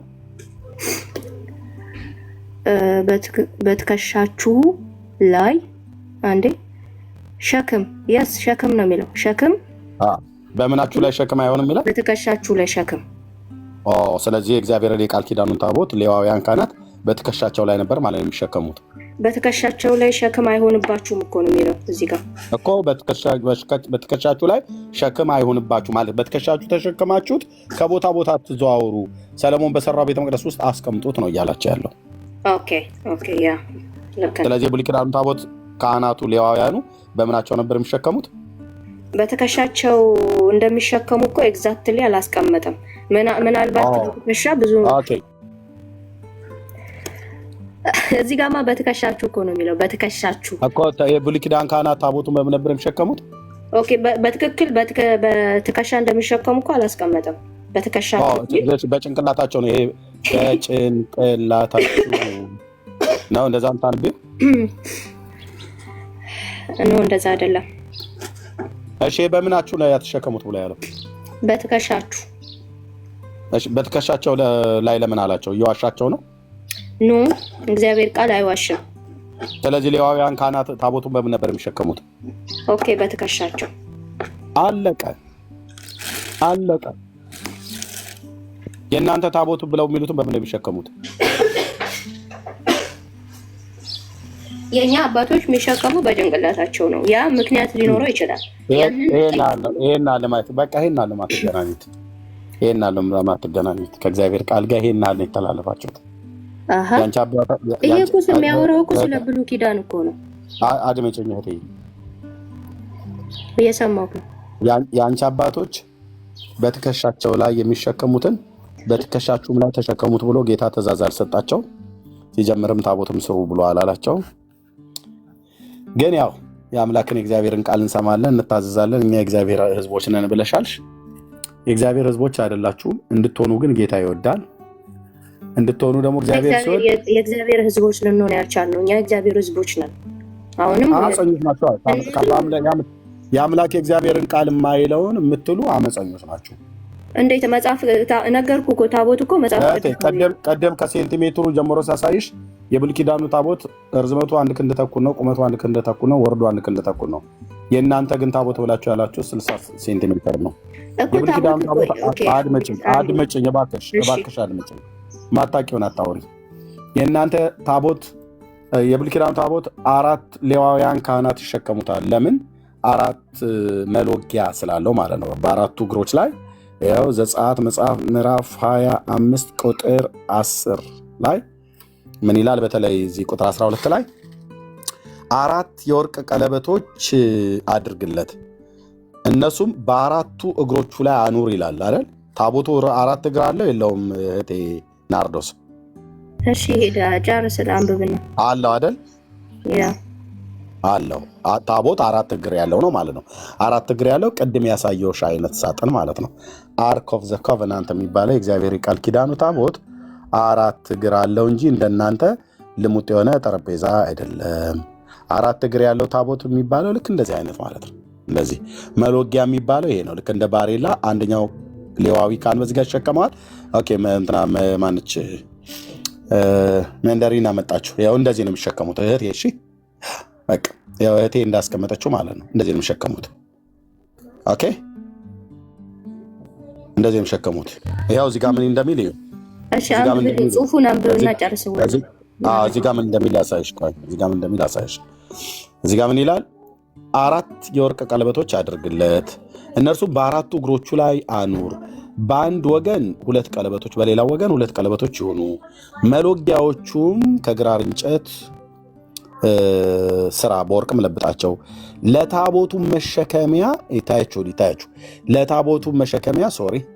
ለታቦቱ መሸከሚያ በታቦቱ ጎን ባሉት ቀለበቶች ውስጥ ይግባ፣ መሎጊያዎቹም በታቦቱ ቀለበቶች ውስጥ ከቶ ያውጡ ብሎ አለው። ለታቦቱ ማለት መሸከሚያ ያው ላሳየሽ። አሁን ስዕሉ ላይ እቴ መንደሪን የያዘችው ማለት ነው። ይሄው ታቦቱ 4 እግር አለው። ልብ በሉ። ርዝመቱ 2 ክንድ ተኩል ነው። ቁመቱ 1 ክንድ ተኩል ነው። ወርዱ 1 ክንድ ተኩል ነው። በውስጥና በውጭ በወርቅ ለብጠው ብሎታል። መሎጊያ አግባቡ ላይ ያለው መሎጊያ ማለት ይሄ ካህናቱ ትከሻ ላይ ያለው ማለት ነው። የእስራኤል አምላክ ቅዱስ ገናናው እግዚአብሔር የኛ የጴንጤዎቹ አምላክና አባት ይህን ትእዛዝ ነው የሰጠው። እንደዚህ በፒክቸሩ ላይ እንደምታዩት ነበረ ሌዋውያን ካህናት ይሸከሙት የነበረ። ሁለተኛ ዜና መጽሐፍ ምዕራፍ 35 ቁጥር 3 ላይ ቅድም ያሳየሁት የዳዊት ልጅ ሰለሞን በሰራው ቤተ መቅደስ ውስጥ አኑሩት፣ ከዚህ በኋላ በትከሻችሁ ላይ ሸክም አይሁንባችሁ ብሎ ሲል ክፉ ነገስታት በሚነግሱበት ዘመን ቤተ መቅደሱን እየቆለፉ እግዚአብሔርን ደጅ እየቆለፉ መብራቱን እያጠፉ ለክፉ ነገስታት በሚነግሱበት ዘመን ሌዋውያኑ ካህናት ታቦቱን ይዘውት እየወጡ አንዳንዴ በግለሰብ ቤት አንዳንዴ ደግሞ በዋሻ ውስጥ ሁሉ ጭምር ያኖሩት ነበረ። ስለዚህ በዚያ ዘመን ላይ ሕዝቅያስ በነገሰበት ዘመን እሱ ከመንገሱ በፊት የነበረው አባቱ አካዝ በነገሰበት ዘመን አካዝ ደግሞ የሶርያን ጣዖታትን አምጥቶ በእግዚአብሔር ቤተ መቅደስ ውስጥ በሰለሞን ቤተ መቅደስ ውስጥ በኢየሩሳሌም ማለት ነው አምጥቶ የእግዚአብሔርን ታቦት ሌዋውያን ካህናት ከቤተ መቅደስ ውስጥ አውጥተው በትከሻቸው ላይ ተሸክመው ከቦታ ቦታ እንዲዞሩ ስደት አስነስቶባቸው እሱ እነዛን የሶርያን የደማስቆ ጣዖታትን አምጥቶ በእግዚአብሔር ቤተ መቅደስ ውስጥ አስቀምጦ ነበር። ማን አልኳችሁ? አካዝ የሚባለው ክፉ ንጉስ ማለት ነው። እና በዚህ ሰዓት ላይ የእግዚአብሔርን ታቦት ከጣዖታት ጋር ማስቀመጥ ስላልፈለጉ አባቶች ምዕራፍ 28 ሁለተኛ ዜና አካዝ መንገስ በጀመረ ጊዜ ጎልማሳ ነበር። በኢየሩሳሌምም 16 ዓመት ነገሰ። እንደ አባቱም እንደ ዳዊት በእግዚአብሔር ፊት ቅን ነገርን አላደረገም ይላል። እንደ ዳዊት ቅን ነገርን አላደረገም፣ ኃጢአትን ያደረገው። ከዛስ ነገር ግን በነገሰ በእስራኤል ነገስታት መንገድ ሄደ። ከዛስ ደግሞም ለበዓል ቀልጠው የተሰሩትን ምስሎችን ሰራ ይላል። ጣዖታትን ማለት ነው። የእስራኤል ነገስታት የተባሉት የነ አካብን የናባጥ ልጅ ኢዮርብዓምን የነ ባኦስ የተባለውን ክፉ የተባሉት የዳዊትን አምላክ እግዚአብሔርን ያስቆጡ እግዚአብሔር ዘራቸውን በጥፋት መጥረጊያ የጠረጋቸውን የነዛን የክፉ ነገስታትን መንገድ ተከተለ። አካዝ የሚባለው ኢሳያስ ነበር በዚህ ዘመን ላይ ነቢዩ ማለት ነው። እና በሄኖም ልጅ ሸለቆ ውስጥም አጠነ። በኢየሩሳሌም ዙሪያ ያለ ሸለቆ ነው። እና እግዚአብሔርም ከእስራኤል ልጆች ፊት ካሳደዳቸው እንደ አሕዛብ ክፉ ልማድን ልጆቹን በእሳት አቃጠለ ይላል። እግዚአብሔር የሰጠውን የወለዳቸው ልጆች ለጣዖት በእሳት አቃጠላቸው። ታውቃላችሁ፣ ልጆቹን ወስዶ አርዶ ለጣዖት መብል የሆኑ ዘንድ ያቃጥላቸው ነበር ልጆቹን። በሄኖም ልጅ ሸለቆ ማለት ነው አለ ሸለቆ አሁንም ድረስ። እንዴት እንደሚቀፍ ወንድሞቼ፣ እንደዚህ በቪዲዮ ነው ያየሁት እኔ። እንዴት እንደሚቀፍ ያ የአስቆሮቱ ይሁዳ የተባለው ጌታን የሸጠው ሰውዬ ራሱ ዛ ሸለቆ ውስጥ ነው ተሰቀለ፣ ሞተ ብለው የሚሉት ማለት ነው። ራሱን አንቆ የገደለበት ተብሎ የተባለው እሱ ነው። በሄኖም ልጅ ሸለቆ እዚሁ ኢየሩሳሌም ከተማ ውስጥ አለ። አሁንም ሸለቆ ሆኖ አለ እዛው ያኔ። ከዛስ በኮረብታ መስገጃዎች በተራሮችም ላይ በለመለመ ዛፍ ሁሉ በታች ያጥን ዘንድ ነበር። ስለዚህ አምላኩ እግዚአብሔር በሶርያ እጅ አሳልፎ ሰጠው። ሶርያንም መቱት፣ ከእርሱም ብዙ ምርኮኞችን ወሰደ፣ ወደ ደማስቆ አመጡት። በእስራኤል አምላክ በእስራኤልም ደግሞ በእስራኤል ንጉሥ እጅ አሳልፎ ሰጠው። እርሱም በታላቅ አመታት መታ። ከዛ የአባቶቹንም አምላክ እግዚአብሔርን ትተው ነበረና የሜሮ ልጅ ፋቂውን በአንድ ቀን ከይሁዳ 100,000 ገደለ። ጽኑዓን ኃያላን ነበሩ ይላል። ከዛ ጣዖታትን አበዛ። በቃ ምን አለፋችሁ፣ ልጁ ጣዖት አምላኪ ነው። እሱ መጥቶ የእግዚአብሔርን ቤት ያው ምን ይላል? አካዝ የሰራ ኃጢአት ይላል ቁጥር 22 ንጉሱ አካዝም ይህንንም ንጉሥ አካዝ በተጨነቀ ጊዜ እግዚአብሔርን መበደል አበዛ ይላል። ሰው በሚጨነቅ ሰዓት እንዴት እግዚአብሔር አምላኩን ይበድላል? አምላኩን እግዚአብሔርን መለመን አለበት እንጂ ጭንቅ ሲበዛባ አምላኬ በደሌን ኃጢአቴን ይቅር በለኝ መተላለፌን ደምስስ ማረኝ ነው እንጂ ማለት ያለብህ። እንዴት በእግዚአብሔር ላይ በደል ያበዛል? በተጨነቀም ጊዜ እግዚአብሔርን መበደል አበዛ ይላል። ከዛስ ለመቱት ለደማስቆ አማልክት የሶርያን ነገስታትን አማልክት ረድተዋቸዋልና እኔንም ይረዱ ዘንድ ሰዋላቸው ብሎ ሰዋላቸው። ነገር ግን ለእርሱና ለእስራኤል ቤት እንቅፋት ሆኑ ይላል። የሶርያን ጣዖታት አምጥቶ በኢየሩሳሌም በእግዚአብሔር ቤተ መቅደስ ውስጥ አቆማቸው። ታውቃላችሁ። አካዝም የእግዚአብሔርን ቤት ዕቃዎች ሁሉ ወስዶ ሰባበራቸው። አቤት ድፍረት! አቤት ድፍረት! አቤት ድፍረት! አቤት ድፍረት! አካዝም የእግዚአብሔርን ቤት ዕቃዎች ሁሉ ወስዶ ሰባበራቸው። የቤተ መቅደሱን ዕቃዎች ማለት ነው። የእግዚአብሔርን ቤት ሁሉ ደጅ ቆለፈ። በኢየሩሳሌምም ማዕዘን ሁሉ መሰዊያን ሰራ ይላል። ለምን? ለጣዖታት መሰዊያ ይሆን ዘንድ። የእግዚአብሔርን ቤትስ ዕቃ ሁሉ ሰባበረ፣ ደጁንም ቆለፈ። በዛን ሰዓት ነው ሌዋውያን ካህናት ታቦቱን ከቤተ መቅደስ ውስጥ አወጡት። በአካዝ ዘመን ማለት ነው። እንደዚህ ሆኖ እግዚአብሔር መሐሪ ነው፣ እየማረው ከምርኮ ምድር ተመልሶ መጥቶ ልጅ ወለደ። ልጅ ሲወልድ የመጀመሪያ ልጁ ሕዝቅያስ ይባላል። ከነ ክፋታችንም እኮ ጭምር እያለ ነው ጌታ ልጆች የሚሰጠን። አይገርምም? ከነ ክፋትሽ ጭምር እያለሽ በጌታን መበደል እያበዛሽ ልጅ ይሰጥሻል። አይገርም? እንዴት አይነት ቸር አምላክ ነው!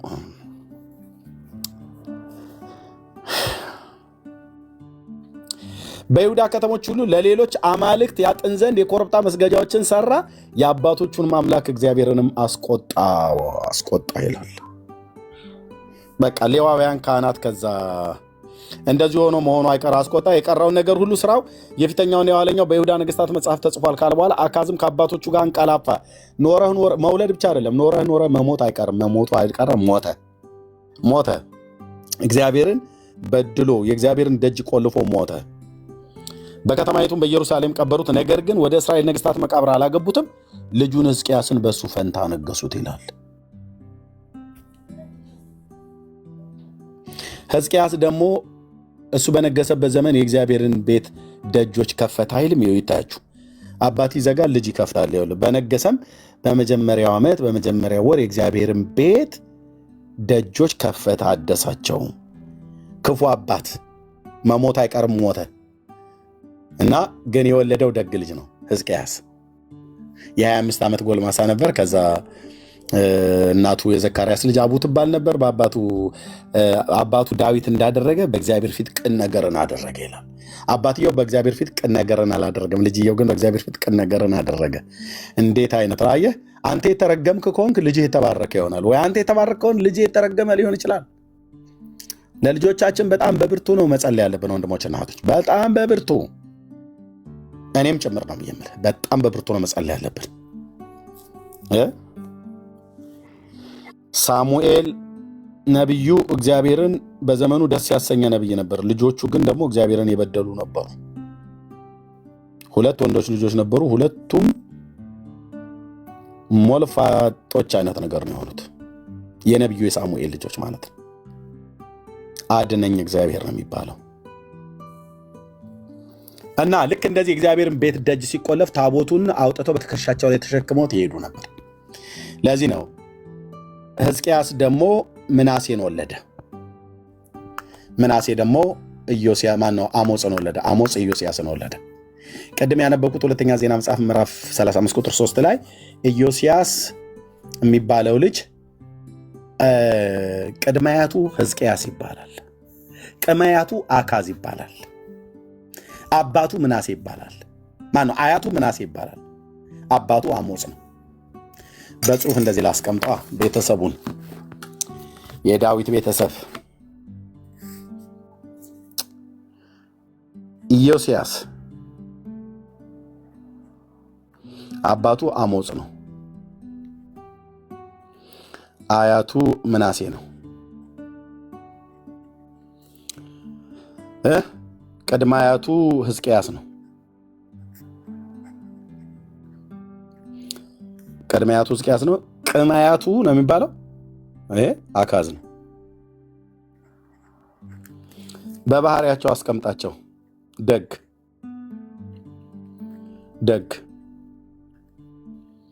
ክፉ። ይሄማ እኔ ባገኘው ራሱ በጥፊ ነበር በእውነት። ይሄም ክፉ፣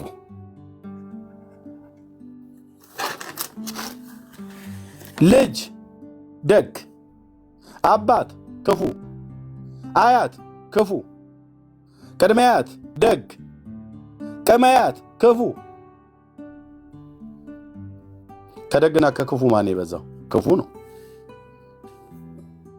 እዚህ ውስጥ 663 ሰው አለ። ክፉ ነው የሚበዛው ደግ ብለህ ብትለኝ እኔ እውነቱን ነው የምነግርህ ብራዘር፣ ክፉ ነው የሚበዛው እዚህ። ክፉ ጌታ ይመስገን ብሎ ማለት ነው። በስመ አብ ወወልድ ወመንፈስ ቅዱስ አሐዱ አምላክ ብሎ ኦርቶዶክስ ነኝ ይላል፣ ግን ክፉ ነው። ጣዖትን የሚያመልክ ምንድን ነው? ክፉ።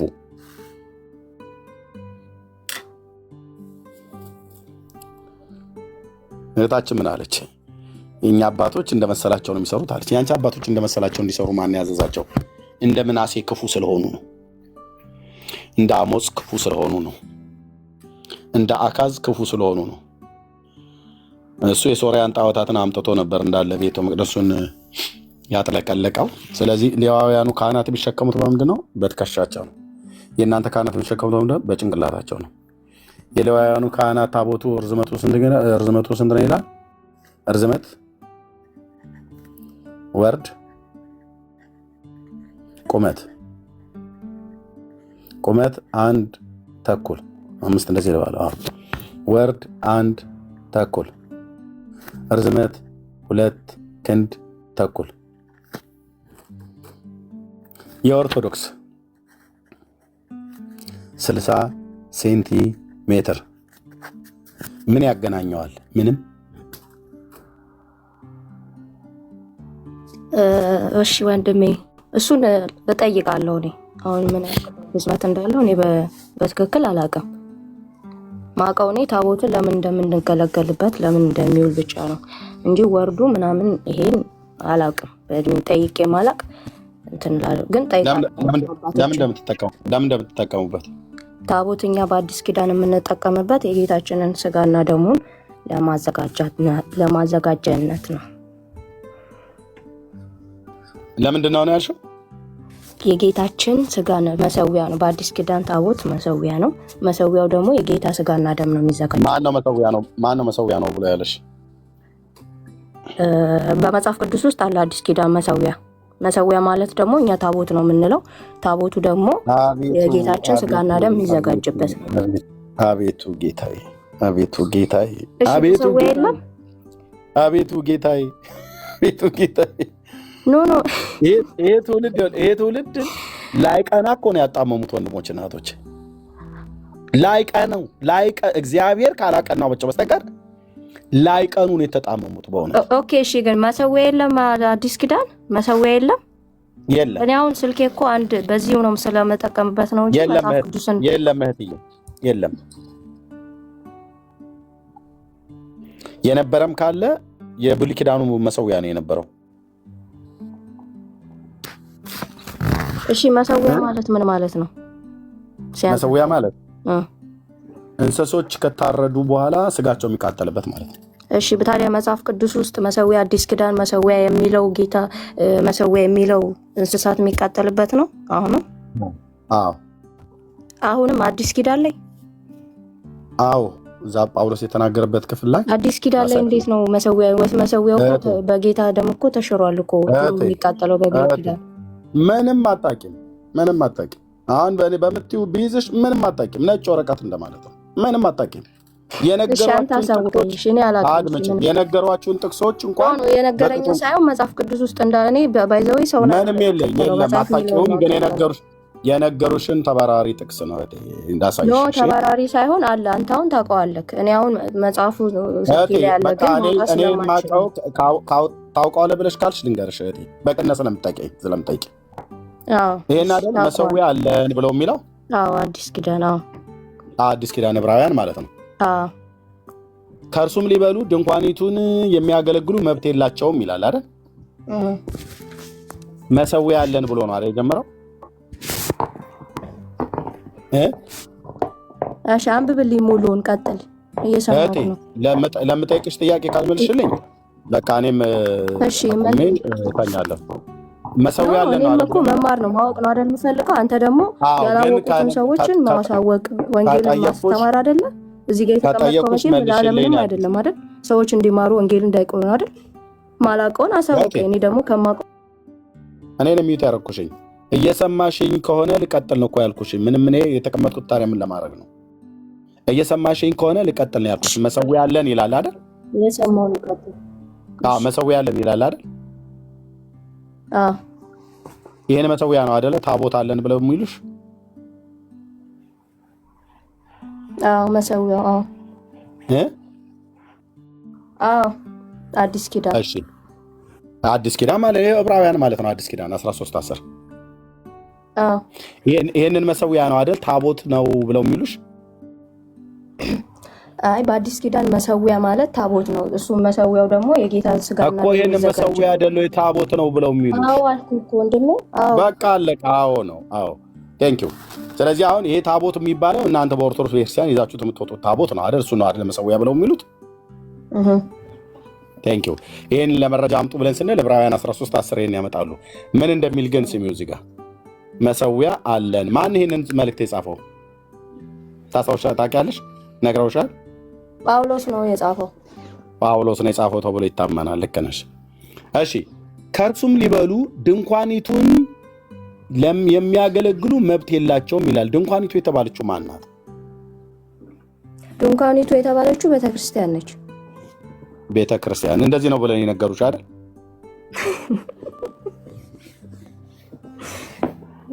እሺ ቀጥል። ለምን ደምስቂው? አይደለም አንተ እኮ ነው የምታስቀኝ።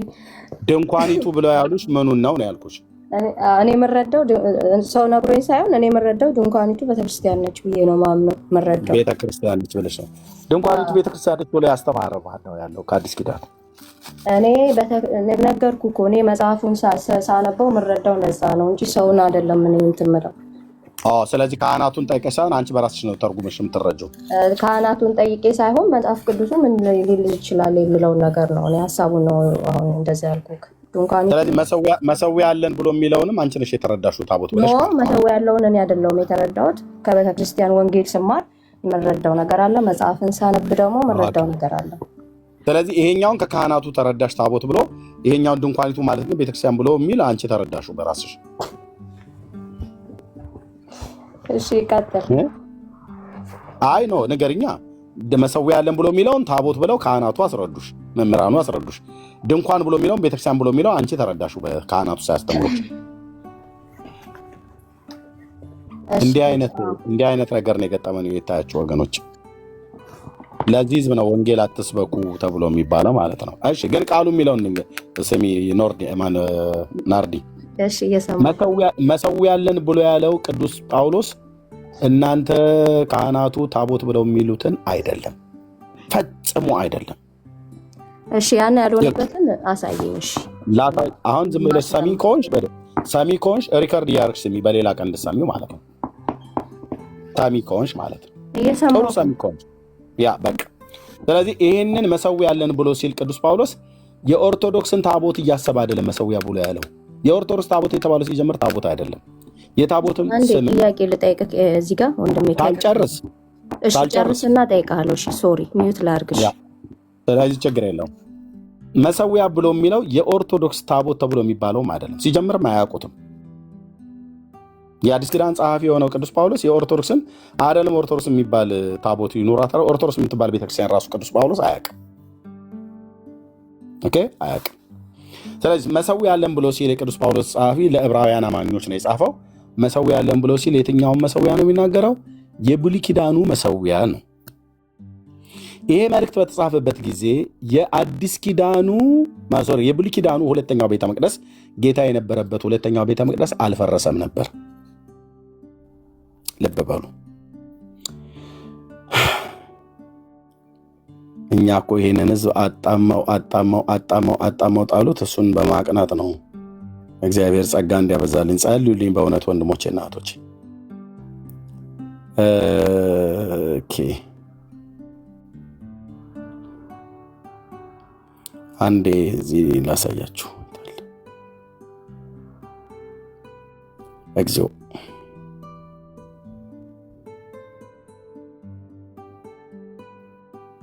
ኦኬ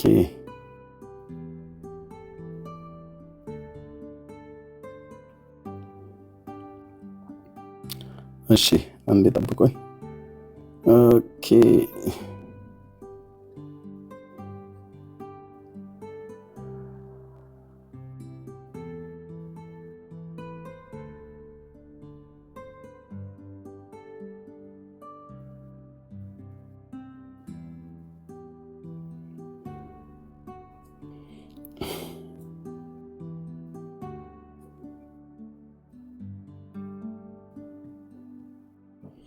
ልብ በሉ። ይሄ የኢየሩሳሌም አሁን ያለው ፎቶ ነው። አሁን ያለው ሪሰንት አሁን ያለው አለሽ ናርዲ ወንድሜ ያለው እየጠበቅኩ አሁን ያለው ሪሰንት አሁን ያለው ፎቶ ይሄ ነው። ይሄ ቦታ የእግዚአብሔር ቤተ መቅደስ የነበረበት ቦታ ነው። ሁለቱም ቤተ መቅደስ የነበረበት ማለት ነው። የሰለሞንን ቤተ መቅደስ እዚህ ቦታ ላይ ነበር የነበረው። ባቢሎናውያን አፈረሱት። ኦኬ የዛሬ 2600 ዓመት ላይ እዚህ ቦታ ላይ አፈረሱት። የእግዚአብሔር ቤተ መቅደስ እዚህ ቦታ ላይ ነበር። ከዚህ ቦታ ላይ የዛሬ 2600 ዓመት ላይ ፈረሰ የእግዚአብሔር ቤት፣ የሰለሞን ቤተ መቅደስ። ከዛ በኋላ እንደገና ደግሞ ተመልሶ በሁለተኛው እንደገና ደግሞ ተሰራ ማለት ነው። በዘሩባቤል እዚሁ ቤተ መቅደስ ጋር እንደገና መልሶ ተሰራ። በነ እዝራ በነ ዘካርያስ ዘመን ትንቢት እየተናገሩ ከባቢሎን ከተመለሱ በኋላ እዚሁ ቦታ ላይ ተሰራ። ያኔ ሲሰራ እቺ ጎጆ የምትመስል ነገር እዚህ ጋር ትታያቸዋለች ወገኖች፣ ትታያቸዋለች። እዚህ ጎጆ የምትመስለው ነገር ትታያቸዋለች። የሰለሞን ቤተ መቅደስ አቀማመጡ እንደዚህ ሾጠጥ ያለ ነበረ። ላሳያችሁ ቆይ። ቴምፕል ኦፍ ሶሎሞን የሰለሞን ቤተ መቅደስ አቀማመጡ እንደዚህ ነው። እንደዚህ ነው። ሶሪ የት አለ?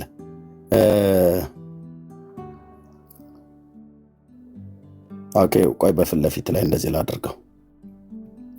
እንደዚህ ነው የሰለሞን ቤተ መቅደስ አቀማመጡ። ቤተ መቅደሱ እንደዚህ ነው አቀማመጡ። ያቺ ጎጆዋ መስጊዱ ጋር የምታያት ጎጆ እቺ ናት። ይሄ ደግሞ ምንድነው? የነሐስ መሰዊያው ማለት ነው። እንስሶቹ ሲታረዱ ስጋቸው የሚቃጠለው እዚህ ጋር ነው። ይታያቸዋል ያለውን ርቀት፣ ብዙም ሩቅ አይደለም፣ እዛው ደጁ ላይ ነው። እዚህ ቦታ ላይ እስላሞቹ ምን አደረጉበት? እዚህ ቦታ ላይ ሶሪ ያቺ መሰዊያ ያለችበት ቦታ ላይ አሁን እንደዚህ አድርገው ጎጆ አድርገው እነሱ ሰሩበት ማለት ነው። የነሱ መስጊዱ እንደዚህ ሰርክል ነው የሰሩት። ቦታው ይሄ ነው። ቦታው ይሄው ነው። መስጊዱን ሰርክል አድርገው ሰሩት። የሰለሞን ቤተ መቅደስ ደግሞ እንደዚህ ሾጠጥ ያለ ነው። አሰራሩ እንደዚህ ሰርክል አይደለም። እናስ ያ መሰዊያው የነበረበትን ቦታ እዚህ ላይ ሰሩት። ዕብራውያን መልእክትን ቅዱስ ጳውሎስ በጻፈበት ጊዜ ይህ እዚህ ጋር የነበረው ቤተ መቅደስ ሁለተኛው ቤተ መቅደስ ገና አልፈረሰም ነበር። ልብ በሉ። ኤዲት ሳይደረግ ቀጥታ ማንም ሰው በዚህ ጉዳይ ላይ አወራለሁ ብሎ ካለ ይምጣ። ከየትኛውም ስኮላር ነኝ ብሎ የሚል ሰው ካለ ይምጣ። ታሪክ አውቃለሁ ብሎ የሚል ሰው ካለ ይምጣ። ተሳስተሃል ኤርምያስ አንተ ቀጣፊ ብሎ ሊያወራ የሚችል ሰው አቅም ያለው ብሉይ ኪዳን ላይ አወራለሁ ብሎ የሚል ሰው ካለ ይምጣ። እንደ መስከረም ውሻ አረፋ ደፍቆ ይሄዳል። ህዝቡን እንዲያርገው አጣመው ማለት ነው። ስለዚህ ቅዱስ ጳውሎስ ይህንን የዕብራውያን መልእክት በጻፈበት ጊዜ የቅዱስ ጳውሎስ መልእክታት ሲጻፉ ቤተ መቅደሱና መሰዊያው እዚህ ጋር ያለው ገና አልፈረሰም። ቤተ መቅደሱ መቼ ነው የፈረሰው? በ70 ዓመተ ምህረት ነው። የጳውሎስ መልእክታት ደግሞ ዕብራውያንን ጨምሮ ከ50 እስከ 65 ዓመተ ምህረት ተጽፎ አለቀ ብለው የመጽሐፍ ቅዱስ የካቶሊክም የኦርቶዶክስም የእኛም የወንጌላውያን አማኞች በሙሉ እናምናለን። ስለዚህ ቅዱስ ጳውሎስ ቤተ መቅደሱ ከመፍረሱ ከ5 ዓመት በፊት ወይ ከ10 ዓመት በፊት መልእክቱን ጽፎ ጨርሷል ማለት ነው። ስለዚህ መሰዊያ አለን ብሎ ሲል የትኛው መሰዊያ ነው? እዚህ መስጊዱ ያለበት ጋር ያኔ መቅደስ ነበረ። እዚሁ ጋር ቤተ መቅደሱ ነበረ። እቺ ጎጆ ያለችበት ጋር መሰዊያ አለ። ይሄን መሰዊያ ነው እያለ ያለ እዚህ ጋር የነበረው መሰዊያ ቦታው ይሄ ነው። ወንድሞቼ እናቶቼ፣ ውስጤ እንዴት እንደሚንቀጠቀጥ ልነግርህ አልችልም። ይሄን ቦታ ሳይሆን የመለኮት እሳት የወረደበት ቦታ ማለት ነው። ይሄ ቦታው ይሄ ነው። መሰዊያ የነበረበትን ቦታ እነሱ እንደዚህ እንደ ጎጆ አድርገው ምን እንደሚጠቀሙበት አላውቅም። አሁን ቅዱስ ጳውሎስ መሰዊያ አለን ብሎ ሲል እዚህ ጋር መሰዊያ ነበር። ድንኳን ይቱን ብሎ ያለው ድንኳን ቤተ መቅደስ ድንኳን ተብሎ ተጠርቷል። በሁለቱም በተለዋዋጭ ስም ማለት ነው። ቤተ መቅደስ የተባለው የእግዚአብሔር ማደሪያ ማለት ነው። ድንኳንም የተባለው የእግዚአብሔር ማደሪያ ማለት ነው። ስለዚህ ቅዱስ ጳውሎስ ምንድን ነው ያለ ያለው? ወንድሞች እናቶች፣ መሰዊያ አለን አለ። የት? በኢየሩሳሌም ነው። ጸሐፊው ጳውሎስ ምንድን ነው? ዕብራዊ ነው፣ እስራኤላዊ ነው። የተጻፈላቸው ወገኖች ምኖች ናቸው?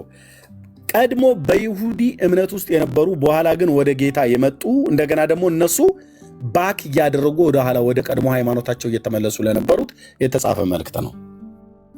መሰዊያ አለን አላቸው። የት? በኢየሩሳሌም። ከዛስ ከእርሱ ሊበሉ ከዛ ከመሰዊያው ላይ ማለት ነው። ከመሰዊያው የሚበላ ነገር አለ። ምንድነው የሚበላው ነገር? የእንስሶች ስጋ ነው። በሙሉ እዛ የሚታረዱ የእንስሶችን ስጋ ይበላሉ ሌዋውያን ካህናት። አዎ ተፈቅዶላቸዋል። ከምን በቀር? ከአንድ መስዋዕት በቀር። አንድ መስዋዕት ግን የማይበሉት አለ። ያ መስዋዕት ምንድን ነው? እዚህ ጋር ይላል ሊቀ ካህናት ስለ ኃጢአት ወደ ቅድስት የእንስሶችን ደም ያቀርባል ይላል። ወደ ቅድስት ወደ ቤተ መቅደሱ ይዞት ይሄዳል። የእንስሶቹን ደም ይቀዳና ደማቸው ይቀዳና ወደ ቅድስት ወደ ውስጠኛው ክፍል ታቦቱ ወደ ነበረበት ወይ ደግሞ በዛ በሰለሞን በዘሩባቤል ዘመን ታቦቱ የለም ወደ ቅድስተ ቅዱሳን ሁለተኛውን ልክ ጌታ ሲሞት የተቀደደውን መጋረጃ አልፎ ሊቀ ካህኑ ይዞት ይገባል። ምን የእንስሶቹን ደም እኔ አንድ ተሟጋች ነኝ ያለ ቢመጣ ይሄን ጥምጣማም ቄስ ልክ ነበር ማስገባው። በእውነት ጌታ ምስክሬ እነሱ ናቸው ህዝቡን እንደዚህ አጣሞ ይጣሉት። እና አንድ መስዋዕት አለ የማይበላ መስዋዕት ከመሰዊያው ላይ የሆነውን ነገር እንዲበሉ በዚህ መሰዊያ ላይ እንዲበሉ ሌዋውያን ካህናት ተፈቅዶላቸዋል። አንድ መስዋዕትን ግን አይበሉ። ምን አይነት መስዋዕት? ለኃጢአት የሚቀርቡ እንስሶች ደማቸውን ወደ ቅድስት ይዞት ይቀርባል ካህኑ። ስጋቸውማ ከሰፈር ውጭ ይቃጠላል። ለምን አይበላም? ምን ልታወራ ነው ቅዱስ ጳውሎስ የዕብራውያን መልእክት ጸሐፊ? ስለዚህ ኢየሱስ ደግሞ በገዛ ደሙ ህዝቡን እንዲቀድስ ከበር ውጭ መከራን ተቀበለ እያለ ነው። ዋት ኦ ሎርድ ኢየሱስ በገዛ ደሙ ህዝቡን እንዲቀድስ በእንስሶች ደም ሳይሆን በገዛ ደሙ ህዝቡን እንዲቀድስ ከበር ውጭ መከራን ተቀበለ። የእንስሶቹ ስጋ ከዚህ በመሰዊያው ላይ ይቃጠልና ከሰፈር ውጭ ነው የሚቃጠሉት። ሶሪ እንስሶቹ ለዚህ ለኃጢአት መስዋዕት የሚቀርቡት ከሰፈር ውጭ አውጥተው ነው የሚያቃጥሏቸው። ታውቃላችሁ? ከኢየሩሳሌም ከተማ ውጭ አውጥተው ነው የሚያቃጥሏቸው። ለኃጢአት ነው የቀረቡት፣ አይበሉ። ከነሱ እንዲበሉ ሌዋውያኑ አልተፈቀደላቸውም። ለዚህ ነው ሲናገር ድንኳኒቱን የሚያገለግሉ ከእርሱ ሊበሉ ከነዛ ከሚታረዱት እንስሶች ሊበሉ ለኃጢአት ከሚሰዋው እንስሳ እሱን ሊበሉ መብት የላቸውም አለ። ፋክት።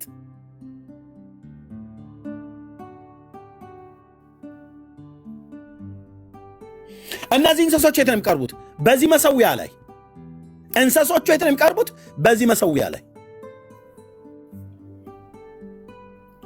እንዴት እናድርጋቸው ኦርቶዶክሳውያን? መሰዊያ አለን ብለዋል። ጌታ መሰዊያ አለን ብለዋል። ቅዱስ ጳውሎስ ነው ያለው ሲጀምር መሰዊያ አለን ብሎ ያለው። መሰዊያ አለን አላችሁ አይደለም ያላቸው። ራሱ አይሁዳዊ ስለሆነ አለን ብሎ አለ። እንደውም የጳውሎስ ነው ከሚያስብለው ነገር አንዱ ይሄ መልእክት ራሱ የዕብራውያን መልእክት ጸሐፊ ዕብራዊ ነው ተብሎ ከሚታመንበት አንዱ ራሱን እያስገባ ነው የሚጽፈው። መሰዊያ አላችሁ አይደለም ያላቸው፣ መሰዊያ አለን ያለ ራሱን እያስገባ ነው የጻፈው። እንዴ ጳውሎስ ይህን መልእክት ሲጽፍ ሲያንስበት ነው። ብሉይ ኪዳን እኮ አበጥሮ እኮ የሚያቅሰው ነው። ስለዚህ መሰዊያ አለን ብሎ ያለው ታቦት ብለው የሚሉትን የእናንተን ጠረጴዛ አይደለም እህትዬ። ማነው ጠረጴዛ አልኩኝ? መክተፊያ ማለት አይደለም። በዚህ መሰዊያ ላይ የሚቀርቡ የእንስሶች ለኃጢአት ይቅርታ የሚታረዱ እንስሶች አሉ። ስጋቸው ከሰፈር ውጭ ይቃጠላል፣ ደማቸውን ግን ወደ ቅድስት ይዞት ይገባል። ኢየሱስም ስለ ኃጢአተኞች ስለ በደላችን ለኃጢአታችን ከበር ውጭ መከራን ተቀበለና ደሙንስ በገዛ ደሙ ህዝቡን እንዲቀድስ ይላል። ደሙን ወዴት ይዞት ገባ? የእግዚአብሔር ልጅ ስጋው ከሰፈር ውጭ እኮ ተቃጠለ አይደል? ከሰፈር ውጭ ከከተማይቱ ከኢየሩሳሌም ከተማ ውጭ ተሰቀለ እኮ ማለት ነው። የእነሱ እንደተቃጠለ የጌታም በመስቀል ላይ ሞተ ማለት ነው። ከኢየሩሳሌም ከተማ ውጭ አውጥተው ቀራንዮ ኮረብታ ላይ ገደሉት። የእግዚአብሔር ልጅ ለበደል ኃጢአታችን ሞተ ማለት ነው። ደሙን ይዞት ወዴት ገባ? የኢየሱስን ደም ይዞ ሌላ ሊቀ ካህን ወደ ቅድስት ይዞ ሊገባለት አይችልም። ማንም ካህን የለምና ራሱ ኢየሱስ ሊቀ ካህን ስለሆነ የራሱን ደም ይዞ በዚህ ምድር ወዳለችዋ መሰዊያ አለን ብሎ ወዳለው ወደ መቅደሷ ወደዚች ወደ ድንኳኒቱ ወደ ምድራዊቷ ድንኳን አልገባም። ደሙን ይዞ አሁን ስለኛ ይታይ ዘንድ ግን በሰማያት ወዳለች መቅደስ ለዚህ ፍጥረት ባልሆነች መቅደስ የዘላለም ቤዛነትን አግኝቶ በኮርማዎች በፍየሎች በጥጆች ደም ሳይሆን በገዛ ደሙ አሁን ስለኛ ይታይ ዘንድ ገባ ይላል። የት? በሰማያት ባለች መቅደስ ውስጥ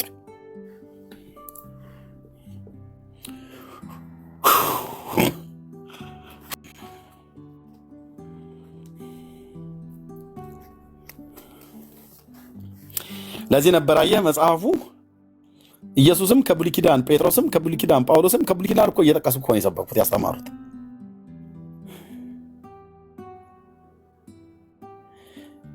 የሰማይ አምላክ ቅዱስ እግዚአብሔር አይኖችን ከከፈተው ብሉይ ኪዳን ላይ ታብዳለህ አልኩ። በቃ በፍቅር ነደር የቃል ፍቺ ያበራል ብሎ እንዳለ ማለት ቦግ ብሎ ከበራልህ አቤቱ ጌታዬ፣ አቤቱ ጌታዬ፣ አቤቱ ጌታዬ።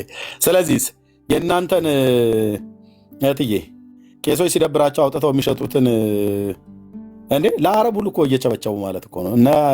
እነ ብፁዕ አቡነ እንድርያስ ለእስላም የሚያስደግሙበት ታቦት እሱ የጌታ ስጋ መፈተቻ ነው ትያለሽ እንዴ? አንቺ አታውቂም እህት ያለ የአንቺ አይነት ምስኪኖችን የዋሆችን እንደዚህ እያጣመሙ ሲጥሉ በጣም አዝናለሁ። ኦኬ በጣም አዝናለሁ። ስለዚህ ጌታ እያለ ያለው ማነው? ቅዱስ ጳውሎስ እያለ ያለው መሰዊያ ያለን ብሎ ያለው እህቴ የእናንተን ታቦት የምትሉትን አይደለም፣ በፍጹም አይደለም። መሰዊያ ያለን ብሎ ያለው እዚሁ ብሉይ ኪዳን ላይ የነበረ አሁን ቦታው ላይ የሌለ እዚህ ቦታ ላይ መቅደሱ ነበር። ቤተ መቅደሱ እዚህ ጋር ነበረ፣ እዚች ጋር መሰዊያው ነበረች። ያትች ጎጆ የምትመስላ በሰለሞን ዘመነ መንግስት የነበረው መሰዊያ ነው። ኦኬ በሰለሞን ዘመነ መንግስት የነበረው መሰዊያው ነው። ይኸው እቺ ማለት ናት። የሰለሞን ቤተ መቅደስ እንደዚህ ነበር የተሰራ። ይሄ ነው ዲዛይኑ የሰለሞን ቤተ መቅደስ የድሮ። ሁለተኛውን ቤተ መቅደስ ሲሰራ እንደዚህ ነበር አቀማመጡ። አንድ በር ነው ያለው። አንድ ጎልደን በር እዚህ ጋር አለ። በዚህ ጋር ስትገባ በግራ በኩል መቅረዝ አለ። እዚህ ጋር በቀኝ በኩል የህብስት ገበታ አለ። ፊት ለፊት ላይ ከሁለተኛው መጋረጃ እዚህ አካባቢ ላይ የዕጣን መሰዊያው አለ። እዚህ ጋር መጋረጃ አለ። ከዚህ ስታልፍ ታቦቱ እዚህ ጋር አለ። አለቀ። ሌላ የሴቶች በር የወንዶች በር እዚህ አለ የለም። አንድ በር ነው ያለው። ይሄ አንድ በር መኖር ብራዘር ሰው ወደ እግዚአብሔር ለመድረስ ስንት በር ነው ያለው? አዲስ ኪዳን ላይ አንድ። የቄሶች መግቢያ፣ የወንዶች መግቢያ፣ የሴቶች መግቢያ የሚባል የለም። እዚህ ጋር አንድ ነው ያለው። አንድ በር ቤተ መቅደሱ። ይሄም በአዲስ ኪዳን ላይ አንዱ በር ማን ነው? ኢየሱስ ነው። ስለዚህ ያ ቦታ ይኸው እዚች ቦታ ላይ ነው እስላሞቹ የሰሩት። ጳውሎስ ይህንን ቦታ ላይ ያለውን ነው መሰዊያ ያለን እያለ የነበረው። የዕብራውያን 13:10 ይህንን መሰዊያ ነው ቅዱስ ጳውሎስ አለን እያለ የሚናገረው። እዚህ መሰዊያ ላይ የሚታረድ ለኃጢአት ስርየት የሚታረደውን የእንስሶቹን ስጋቸው ከሰፈር ውጭ ይቃጠላል እንጂ አይበላም፣ ካህናቱ ለመብላት መብት የላቸውም ብሎ ያለው እሱን ነው። ሌሎች የሚታረዱ እኮ አሉ፣ ለደህንነት ለምናምን ነገር ብዙ የሚታረዱ እነሱም መብላት ይችላሉ። ለኃጢአት ስርየት ግን ይታረደውን ግን አይበሉትም፣ ይቃጠላል እንጂ። ይህን ያለው ቅዱስ ጳውሎስ መሰዊያ ያለን ብለዋል ጌታ ብለው እነ መምህር የተሰማ ይዘውት የሚወጡትን ጣውላ ያወራሉ። ዳር ያዙ። ይህንን ያለው የአባቶች አምላክ አንድ ቀን በዚህ ጉዳይ ላይ አወራለሁ ብሎ የተንቀዠቀዠ ቄስም ይሁን መነኩሴ ዲያቆንም ይሁን መምህር ብቻ ባገናኘኝ ብሉይ ኪዳን ላይ በተለይ ኮሜንታሪ ሳያገላብጥ ምንም መዝገበ ቃላት ሳያይ ያገናኘኝ የአባቶች አምላክ በበቀል ነው ላው ላይ የምወርድበት አልኩ። በበቀል በምን በእውቀት ማለት ነው። የተወለደበትን ቀን ረግሞት ይወጣል። ፋናዋል ህዝብ ላይ መጽሐፍ ቅዱስ አንብቦ ማያውቅ እንደዚህ አይነት ምስኪን ህዝብ መሰዊያ አለን ብለው መሰዊያ አለን ብለዋል። አዎ ቅዱስ ጳውሎስ ያለው ግን ይህንን እኮ መሰዊያ ነው። ይሄ መሰዊያ በዛን ጊዜ ነበር። ይሄ መሰዊያ ሲፈርስ ነው እስላሞቹ መስጊድ የሰሩበት ወንድሜ። ኦኬ ይሄ መሰዊያ በፈረሰ ሳለ እስላሞቹ መስጊድ ሰሩበት ማለት ነው። ያ መሰዊያ ሲፈርስ ይኸው መስጊድ ሰሩበት፣ ቦታው ላይ ቤተ መቅደሱ ላይ መስጊድ ሰሩበት። እዛ መሰዊያ ላይ እችን ጎጆ ሰሯት ይል አሁን ያለው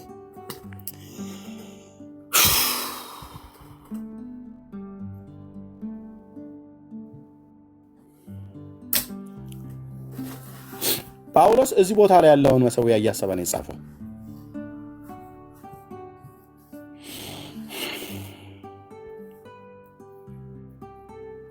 ኦርቶዶክስ መጣና የእኛን ጣውላ እያሰበ ነው የጻፈው ትላለች። አታፍሩም ወንድሞቼ እናቶች?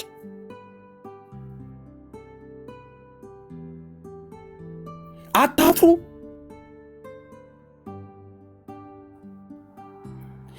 ምን ያህል መምህራኖቻችሁ እንደሚያስቷችሁ ወንድሞቼ እናቶቼ፣ በብዙ ትዕግስት እኔና ወንድሞቼ እናቶቼ እዚህ እናወራችኋለን እንጂ ምን ያክል እንዳጣመሟችሁ እግዚአብሔር ነው የሚያውቀው፣ እኛም እናውቃለን።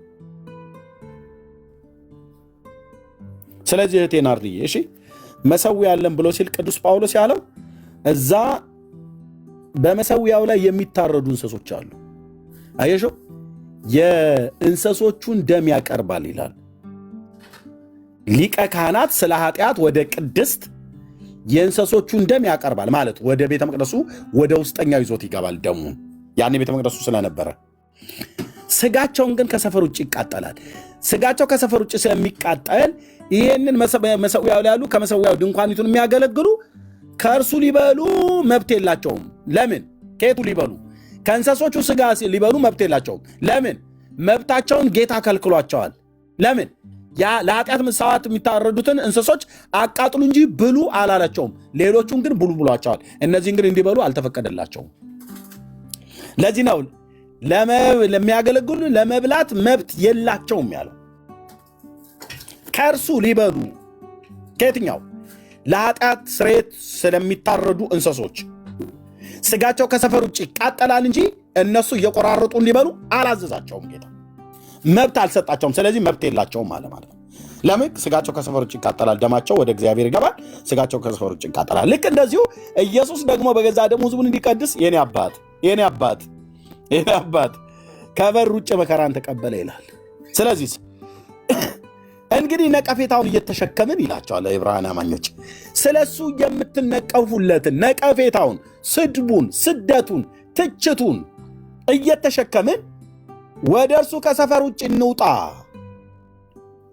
ለኃጢአት መስዋዕት የሚቀርቡት እንስሶች ስጋ ከሰፈር ውጭ እንደተቃጠለ ኢየሱስንም አውጥተው ቀራንዮ መስቀል ላይ ከከተማ ውጭ እንዲህ ነው የገደሉት። ስለዚህ ኢየሱስን የተከተልከው አንተ ኤርምያስ፣ አንቺ መሰረት፣ አንተ ቤካ፣ ሌሎችም በሙሉ እናስ ነቀፌታውን እየተሸከምክ ስለ ጌታ ስትል እየተነቀፍ ሂድ መናፍቅ ምን ይመስላል ስታስጠላ በለው ይሉሻል። ትነቀፋለህ ስለ ኢየሱስ ሲያስጠላ ይሁት ጅፊት ይሉሃል።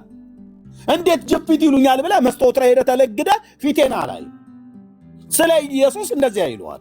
እናስ ነቀፌታውን እየተሸከምህ ወደ እርሱ ከሰፈር ውጭ እንውጣ እያለ ነው። ለምን? በዚህ የምትኖር ከተማ የለችንምና፣ ነገር ግን ትመጣ ዘንድ ያላትን እንፈልጋለን ይላል። ሃሌሉያ ሃሌሉያ። ማለት ትሰደዳለህ እያለ ነው። መናፍቅ ቤንጤ ይላል ባልታጠበ አፉ ባልተቦረሸ አፉ። ታዲያ በዛ ሰዓት ምን ታደርጋለህ? ምንም። ስለ ኢየሱስ ነቀፌታውን እየተሸከምን መውጣት ነው። ልክ ነው የምነግርህ። እኔም እስከ ዶቃ ማሰሪያ ድረስ ብለን አንልም። ስለ ኢየሱስ ነው የተነቀፍነው። እሱ ከበር ውጭ መከራን ተቀበል አይደል? አንተም ተቀበል እያለ ነው። ኤርምያስም አንተም ተቀበል።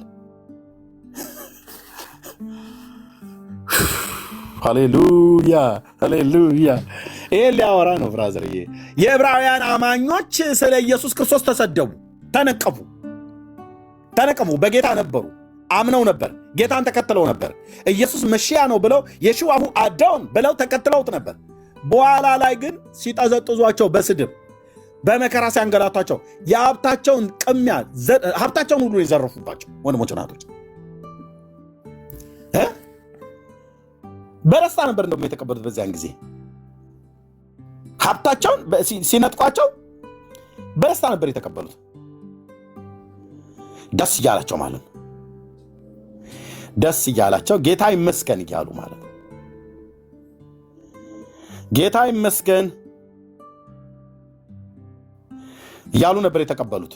በኋላ ግን ምን ነክቷቸው እንደሆነ በማይታወቅበት ግልብጥ አሉ ለማለት ነው። አቤቱ ጌታዬ፣ አቤቱ ጌታዬ ምን አለ? ነገር ግን ግማሽ በነቀፋ በጭንቀት እንደ መጫወቻ ስለሆናችሁ ዋት እንደ መጫወቻ ነው የሆንከው። መጫወቻ መጣሽ ውቤ፣ አንቺ መናፍቅ ዳኒ ሲያስጠላ እዩት ይላሉ ይሉናል። ኤርምያስ እዩት ከርከሮ ፊት ይሉዋል። አንተ እኔ ከርከሮ ፊት ብለው ስላሉኝ እጄ መስተወፍለቅ አልሄድም። ስለማን ነው ብለው የሚሉት? ስለ ጌታን በማመናችን ነው እንደዚህ ብለው የሚሉ። በነቀፋና በጭንቀት እንደ መጫወቻ ስለሆናችሁ ጴንጤ ባይኖር በምን እንጫወት ነበር እኮ ይለዋል። እዚሁ ቁጭ ብለው ማለት ነው የእኛን ትምህርት እየሰሙ እየተገረሙ፣ ግን ጴንጤ ባይኖር በምን እንዝናና ነበር ይላል። ያኔም እንደዚህ ነው የሚያዝረው። ቅዱስ ጳውሎስ እንደተናገረ ቆሮንቶስ መልእክት ላይ ጌታ እኛን ሐዋርያቱን ሞት እንደተፈረደባቸው ከሁሉ የኋለኞች እንዳደረጉ ይመስለናል አለ። ለዓለምና ለዓለም ጠራጊ መጣያ የሆንን ይመስለኛል አለ እኮ አንተ ሲያየው ማለት ነው። ማንም አንድ ሰው ፊቱ አይቆምም ነበር ጳውሎስን በጀግንነት ብለህ ብትለው። በቀኝ እጁ አስጠንጥሮ ቢጥልህ ከኔትወርክ ክልል ውጭ ሊያወጣ ይችላል። የጳውሎስ ጀግንነት ከተባለ ማን ነበር ፊቱ የሚቆም? ወንድ እኮ ፊቱ አይቆምም ነበር። ያ ሰው እያየህ አሁን ለዓለም ጉድፍ ጠራጊ መጣያ የሆነን ያደረገን ጌታ ይመስለኛል አለ ሲያይ ማለት ነው። ሁሉም መጥቶ በጥፊ ያቀምሰዋል እንዴ አንተ መናፍቅ፣ ለዓለም በሽታ የሆንክ ሰውዬ ብለው አሉት።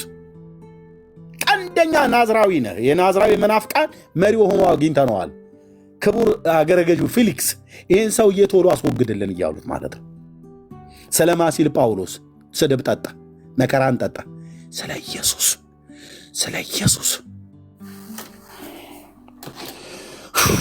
የኔ አባት መጫወቻ ስለሆናችሁ አለ። የዕብራውያን አማኞች ጌታን ሲቀበሉ መጫወቻ አደረጓቸው ታውቃለህ።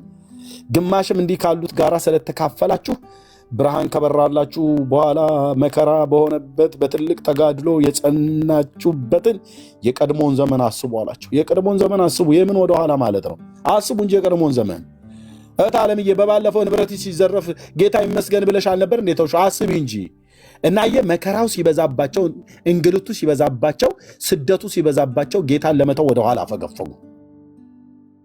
እና ጳውሎስ ደግሞ ላላቸው የዕብራውያን መልእክት ጸሐፊ የቀድሞውን ዘመን የጸናውን አስቡ አላቸው። ከዛስ የሚበልጥ ለዘወትርም የሚኖር ገንዘብ በሰማይ ለራሳችሁ እንዳላችሁ አውቃችሁ በስራቴ ራራችሁልኝ፣ የገንዘባችሁንም ንጥቂያ በደስታ ተቀበላችሁ ይላል። ሀብታቸውን ሁሉ ነው የዘረፏቸው ታውቃለህ። ማለት ማነው ስሟ? መሰረተ ምትባል መሲህ ነች። የዛ የገሊላው የኢየሱስ ክርስቶስ የሚባለው በባለፈው ሮማውያን የሰቀሉት የእሱ ተከታይ ነች። በሉ ሂዱ ቀሟት፣ በሙሉ ያላትን ልብስ፣ ቀሚስ፣ ጫማ በሙሉ ከእጇ ላይ ያለውን ከቤቷ በሙሉ ጥርግርግ አድርጋችሁ እና ያኔ በንጥቂያ የገንዘባቸውን የሀብታቸውን ንጥቂያ እንደዛ ሲወስዱባቸው በደስታ ነበር የተቀበሉት። ታውቃለህ፣ ደስ እያላቸው ነበር የተቀበሉት። ምን ገባባቸው የዕብራውያን አማኞች ታዲያ? እንደዚህ ስለ ጌታ መከራ እየተቀበሉ ደስ እያላቸው ሀብታቸው ሁሉ ሲወሰድባቸው ደስ እያላቸው የነበሩ ሰዎች በኋላ ላይ በዚህ በመከራው ብቻ አይደለም የሐሰት አስተማሪዎች መጡ።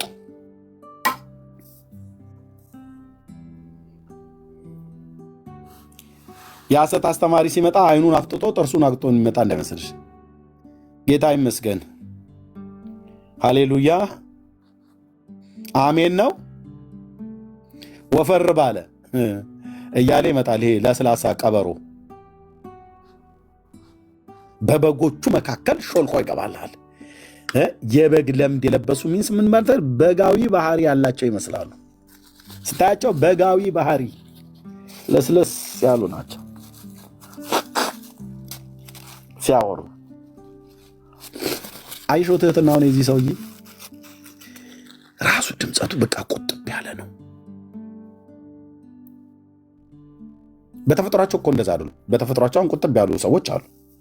እነሱ በቃ በተፈጥሯቸውን ጌታ የሰጣቸውን አለ ይኸኛው እንጂ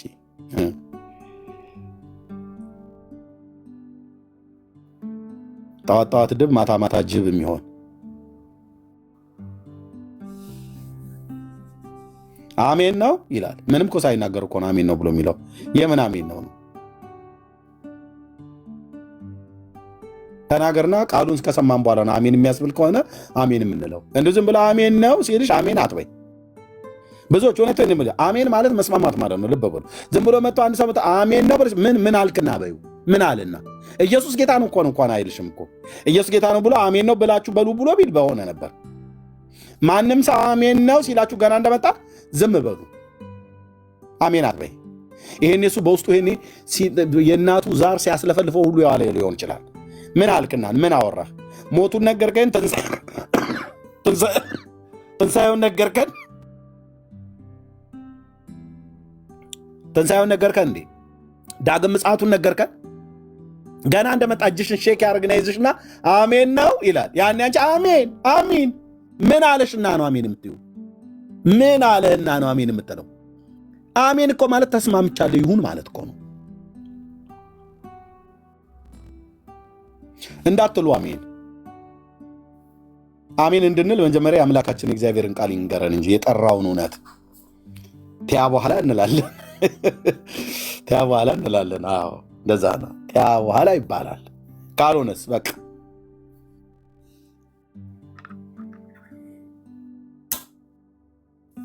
እኔ የፈለገ ክርስቲያን ይሁን እኮ አልኩ አሜን ነው ብሎ ቢላኝ ምን አልክና ነው ነው የምለው።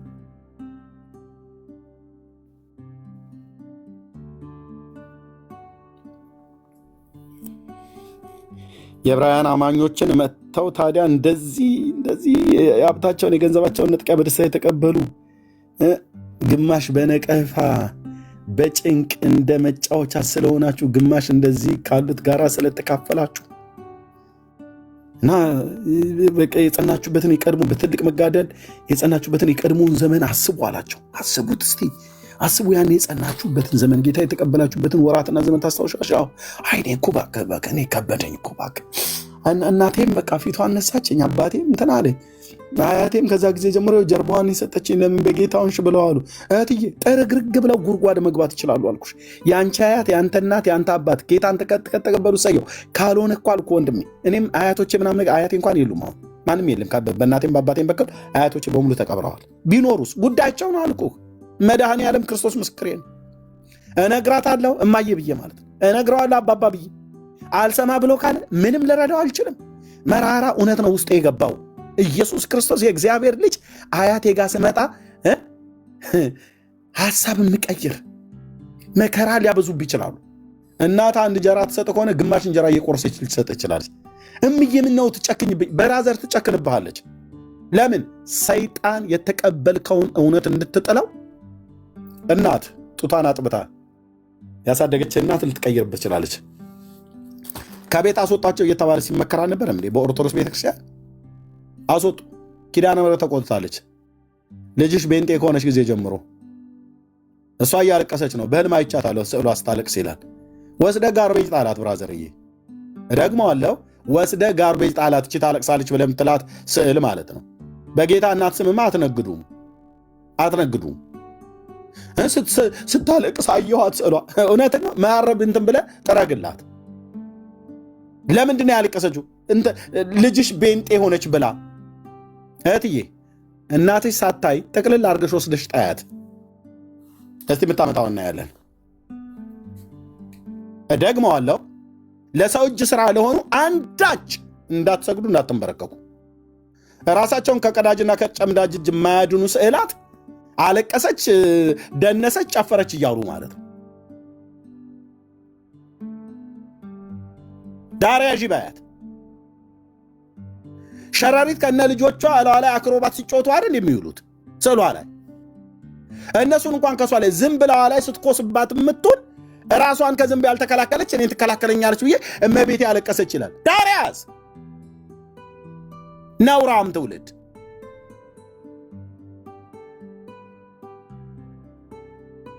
በመጀመሪያ ሸረሪትና ዝንቡን ታራግፍ እዛ።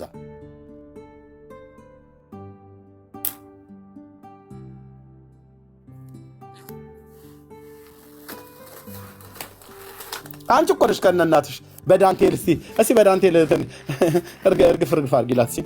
ወይ የኪዳነ ምሕረት የምዬ የከተማ ሁሉ አቧራ እንዳለኛ ቤት ገብቷል እየተባለ እኮ እንደዚህ አለቃ አለ እኮ። እስቲ በውሃ ወልውዩ በደንብ እንደዚህ ፈትክ አድርጊው። እንትን አለ የዝንቦቹ አሪ ይሆናላ። እስቲ ፈተፈተ በደንብ በጣትሽ እንትን በይው እስቲ። አረማ እምቢ አሉ አንቱዬ እትዬ እምቢ አለ።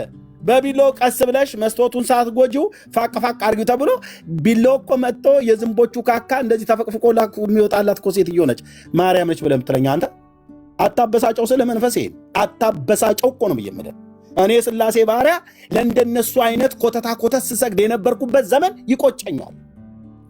የኤልያስ አምላክ ምስክሬን እኮ አልኩ። ውስጤ በጣም ተቆጣ። አንተ በጣም ነው የሚቆጨኝ እኮ አልኩ።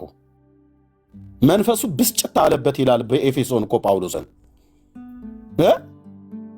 አራኪው ተብለ አራክፈህ አለቅ ብሎ ሲል በጥፍርሽ ፈቅፍቂው ተብለሽ ኧረ አንቱ እምቢ ያለ በርሲ በቢሎ ግቢበት ብላሽ በቢሎ ተፈቅፍቆ በጥፍር ተፈቅፍቆ የተነሳላት ስዕል ፊት ለፊት ላይ ያለች። ከዛ ስሰግጂ ለምንድነው ለስዕል የምሰግጂው? ከስዕሉ ጀርባ ላለው ነው። ከስዕሉ ጀርባ እህቴ አንድ ፍሬም ነው ያለው፣ ሁለት ግድግዳ ነው ያለው።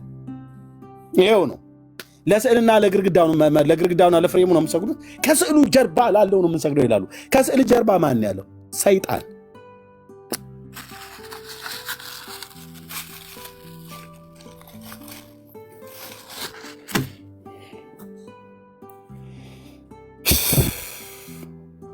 አምላኬ እለምናለሁ የኤልያስ አምላክ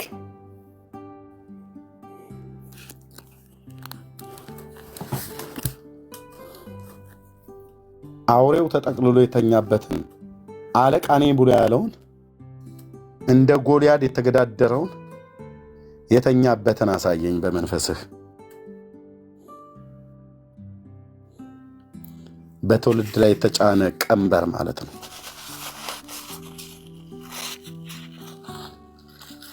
አምላካችን እግዚአብሔር መንፈስ ነው። አንተ በጥፍር እንደዚህ ባለ እንደዚህ የዝንብ እንትን እንደዚህ እየተፈቀፈቀ እስኪ በደንብ ለቀቀ። እስኪ አጃክስ ሳሙና አምጪና ንኪው። የነ ገብርኤል ፎቶ የምትሉት እኮ በስፖንጅ እኮ ነው የሚታጠበው። ባለፈው አላሳየናችሁ? በስፖንጅ ገብርኤል ነው በስፖንጅ ብታጥብ። አቤቱ! ኧረ ገብርኤል ወይ ድረስ አንልም በእውነት። ገብርኤል በስፖንጅ እንትን ቤታቸው ምንጣፍ ፊት ለፊት ላይ አስቀምጣለህ ትለዋለች አልኩ። በቤት መጥረጊያሱ በደንብ ፈትጊው እየተባለች በደንብ ይጅበት አንድ ሁለቴ እየተባለ ገብርኤል ታጥቦ ይደርቃል ገመድ ላይ አይደል? እናንተም ብሎ ገብርኤል አምላኪና ገብርኤል አክባሪ ቅዱስ ገብርኤልን አጥበው ስታደርቀው ከአያትህ ነጠላ ጋር አብረህ ገመድ ላይ ታንጠለጥለዋለህ። እኔ ገብርኤል ቁጡ ነው ብለው እኮ ሲሉ ሰምቼ ነበር። የእሱ ባህሪ የመላእክት ባህሪ ቁጡ ናቸው፣ ትዕግስተኛ ናቸው ምናምን ነገር ተብሎ አልተጻፈም።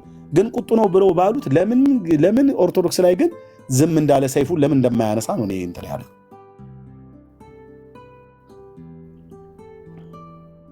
በእውነት ባገኘው እና እንደዚህ ባወራው የቀደሙ መላእክት በቀደመ ዘመን መላእክት ለሰው ልጆች ይገለጡ የለ እንደው ተገልጦ ገብርኤል ነው ብሎ ቢለኝ በእውነት እኔ የምለው ኦርቶዶክስ እንደዚህ ስትቀልድብህ ለምን ዝም ያልከው ነው ብዬ የምለው። ምንድነው ሐሳብህ አልገባኝም ነው ብዬ የምለው። ከፋንድያ እስከ ቁንጫ ድረስ ስለት እያሉ ሲያስገቡልህ ገብርኤልን አጠብኑ እያሉ በብሩሽ አስተኝተው ከመርካቶ ብሩሽ ገዝታ በኦሞ አይንህ የለ ጆሮ አልቀረ ሲጀምርሱ እንደዚህ አይነት የለውም። ግን እንደዚህ አድርገው እየፈተጉ ከእናታቸው ነጠላ ጋር እያንጠለጠሉ ገብርኤል እየደረቀ ነው እስከሚደርቅ ድረስ ጠብቁ እየተባለ ከዛ ሽቶ እየተረጨ ለምንድን ነው ይሄንን ያህል ግን ትዕግስት ማድረግ ያሰብከው ብዬ ጠይቀው ነበር። በእውነት መልአኩ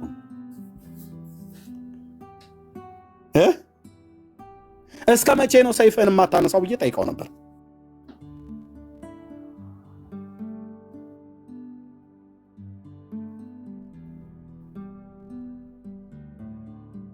እችን ቆንዳላ ልጃገረድ ሁሉ ቀንጥሶ ጎመን አድርጎ ያስቀርልኛል ማለት ነው። በዛው በቤቷ እዛው በመታጥብበት አንቺ እኔ ነኝ መቀለጃሽ ብሎ እኔ እንደምታጥቢ እኔ ጭቅቅት አለኝ ማለት ነው ብሎ እዛው ጋር መጥቶ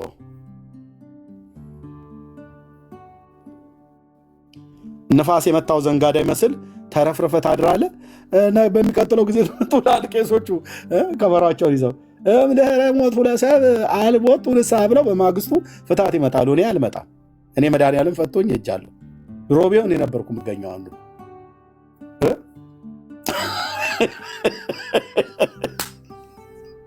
የታህሳስ ዘንጋዳ ይመስል አጋድሞ ነበር የሚጠልልኝ። ግን ገብርኤል ለምን ዝም አለ? እኔ ጠይቄው አላውቅም። ከዚህ ቤት ከመላእክትም ጋር አውሩ ብሎ አላለንም። ግን እንደው ቢመጣ ግን የምጠይቀው ይህን ጉዳይ ነው። በተለይ የኢትዮጵያ ኦርቶዶክስ ተዋሕዶ ቤተክርስቲያን እንደዚህ በመላእክት ላይ ስትቀልድ የሚካኤል ዝምታ ምን እንደሆነ አልገባኝም። ይሰሙ ከሆነ ይስሙ። እንደዚህ ቁንጫና ትኋን ቅማል ነው ስለት የምናመጣል እየተባለ ሲቀለድባቸው እስከ መቼ ነው?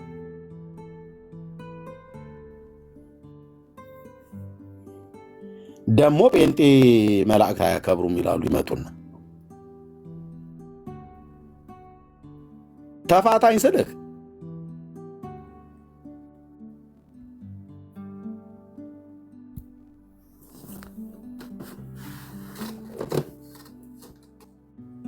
ይመስለኛል እኔ ዝም ያሉት ያው ጨዋታ ነው ያዙት። የጨዋታ ነገር ስለሆነ ገብርኤል ሚካኤልና ገብርኤል እንደዚህ ብለው የሚያወሩ ይመስለኛል።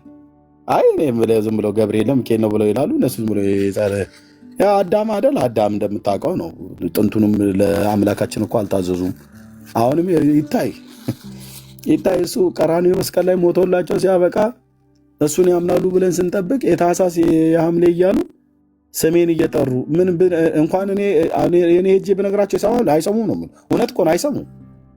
አሁን መልአክ በሰው አምሳል ተገልጠው ልክ ዘካርያስ ቤት ማርያም ቤት እንደመጡ ለኦርቶዶክሳውያን ተገልጠው አሁን የታህሳስ እዛ ቁልቢ ተብሎ የሚያባልበት ሲሄዱ ከነቢራው ከነሴቱ ጭኖ ሲሄድ አይ እኔ ገብርኤል ነኝ ብሎ ቢለው አንድ ሰውዬ ኦርቶዶክሳውያን ያምናሉ ወይ?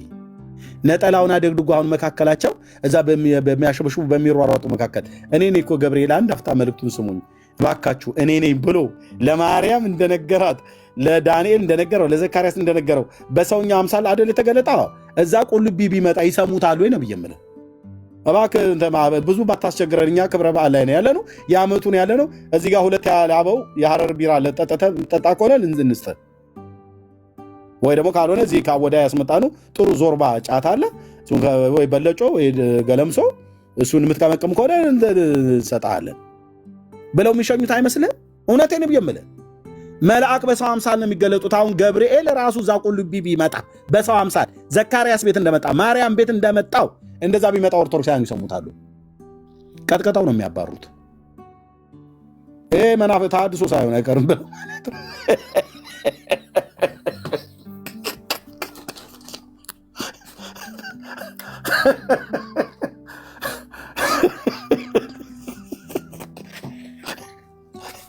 ለእነሱ ተረት አሜን የማይል ተሐድሶ ነው። ለእነሱ ተረት አሜን የማይል ጴንጤ ነው። ቀጥቀጣው ልክ ላይ ያስገቡት ይችላሉ። ከዛ አዲስ አበባ ሲመጣ ይተርክልሃል። የሚገርምህ እዛ ስዕለት እንትን ስንል አንድ ሰውዬ የሆነ ድንገት ነው የመጣው፣ ግን ነጭ ልብስ ለብሷል። ምን አይነት ነው? በቃ ቁመቱ ትንሽ ዘለግ ያለ ነው።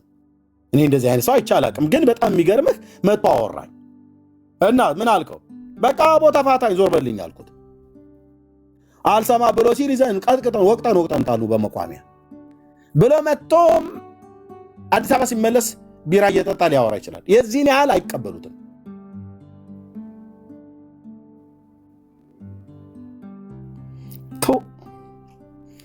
ቅማል ለገብርኤል አላ ነው። በእውነት እኮ ነው የምልህ፣ ለገብርኤል ቅማል ስለታቀረብንለት ይላሉ። እነኚህ ሰዎች የገብርኤል ወዳጅ ነን ብለው ሲሉ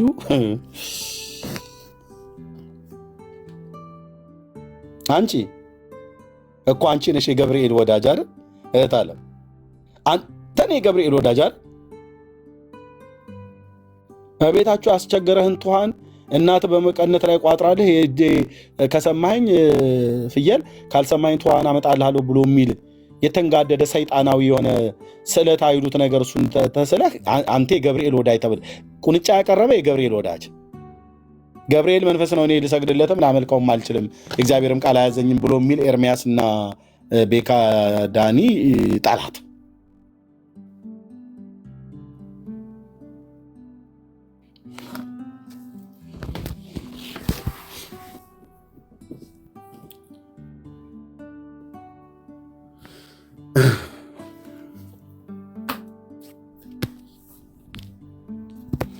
ጌታ ይሻላችኋል። እህቴ ናርዲ እየሰማሽ ነው? ጌታ ይሻልሻል እህቴ። ኢየሱስ ይሻላችኋል። ኢየሱስ ይሻለናል። የአባቶቻችን አምላክ ከድንግል የተወለደው የዓለም መድኃኒት እሱ ለእኔ በደልና ኃጢአት፣ ለአንቺ በደልና ኃጢአት ቀራንዮ ኮረብታ ላይ ሞተዋል። ይቅርታ፣ ቀራንዮ ኮረብታ ላይ ሞቷል። ጉንፋን በጣም ይዞኛል። ከአንድ ሳምንት በላይ ሆኗል። በጣም የግድ ነው የምገባው። ቀራንዮ ኮረብታ ላይ ሞቷል። በሞቱም ሞታችንን ሽሮልናል። ሕይወት ሊሆንልን ሊበዛልን ከሰማያት የመጣው የእግዚአብሔር ልጅ የተቀበለ የዳዊት ልጅ የተቀበለ ለዘላለም ነው የሚያርፈው። እንደማ እንደኔ እዚህ እንዳሉ ወንድሞቼና እህቶቼ ማለት ነው። ለዘላለም በስሙ በማመን ንስሐና የኃጢአት ይቅርታን እንድናገኝ ከኢየሩሳሌም ጀምሮ በቅዱሳት ሐዋርያት የተሰበከልን የእግዚአብሔር ልጅ የዳዊት ልጅ ኢየሱስ ክርስቶስ እንጂ ሌሎች አይደሉም። ሌሎች ናቸው። አይረቧችሁም፣ አይጠቅሟችሁም። ወንድሞቼና እህቶቼ አያድኗችሁም። ማዳን የበጉ ነው። ማዳን የእግዚአብሔር ነው። በጉ ደግሞ ኢየሱስ ክርስቶስ ጌታችን ነው።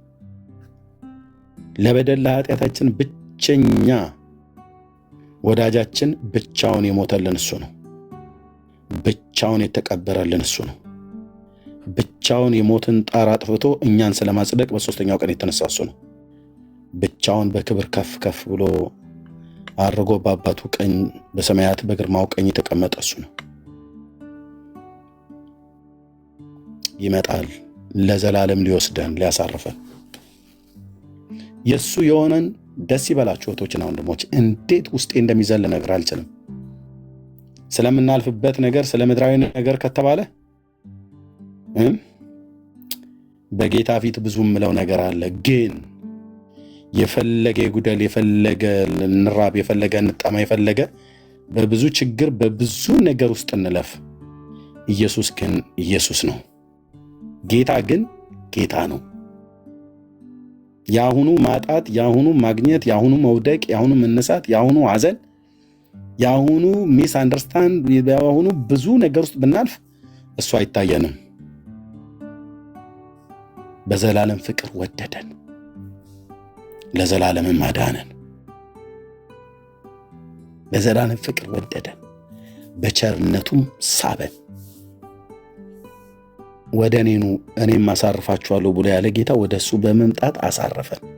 እህቴ እረፊ፣ ወደ ጌታ በመምጣት ኢየሱስ ክርስቶስ ጌታችን ይወድሻል። ወንድሞች እዚህ ውስጥ ትኖራላችሁ፣ ጌታ ኢየሱስ ክርስቶስ ይወዳችኋል። ያልወሰናችሁ ትኖራላችሁ፣ ጌታ ኢየሱስ ክርስቶስ ይወዳችኋል። ወንድሞችና እህቶች ለነፍስሽ ንገሪያት፣ ሕይወታችንን የሠራ የሰማይ የምድር ጌታ ልዑል እግዚአብሔር ይወደናል። በምን አውቃለሁ ኤርምያስ እኔ እንደወደደኝ ብላ ልትል አትችልም ራሔል።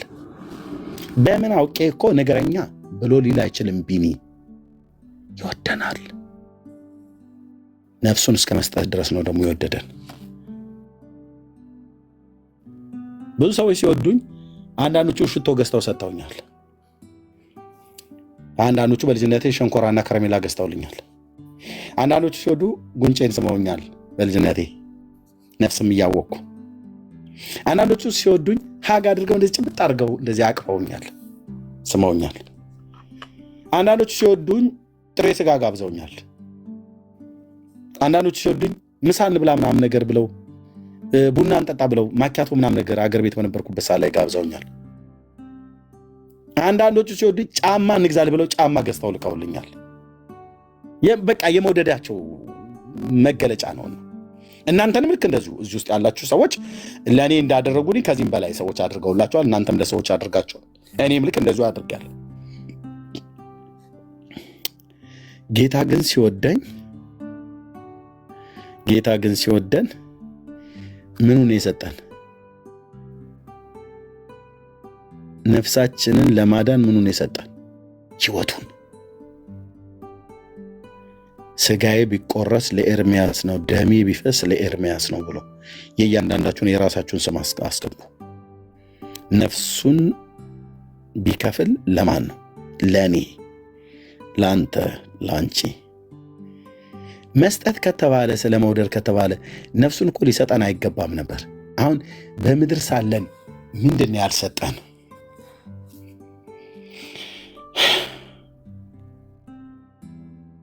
ምንድን ያልሰጠን?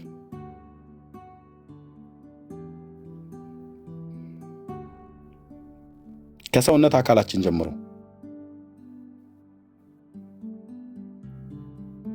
ከምንቆናጠጥበት ጣቶቻችን ጀምሮ ከምንደባደብበት እጆቻችን፣ ከምንራመድበት እግሮቻችን፣ ከምናይበት አይኖቻችን ጀምሮ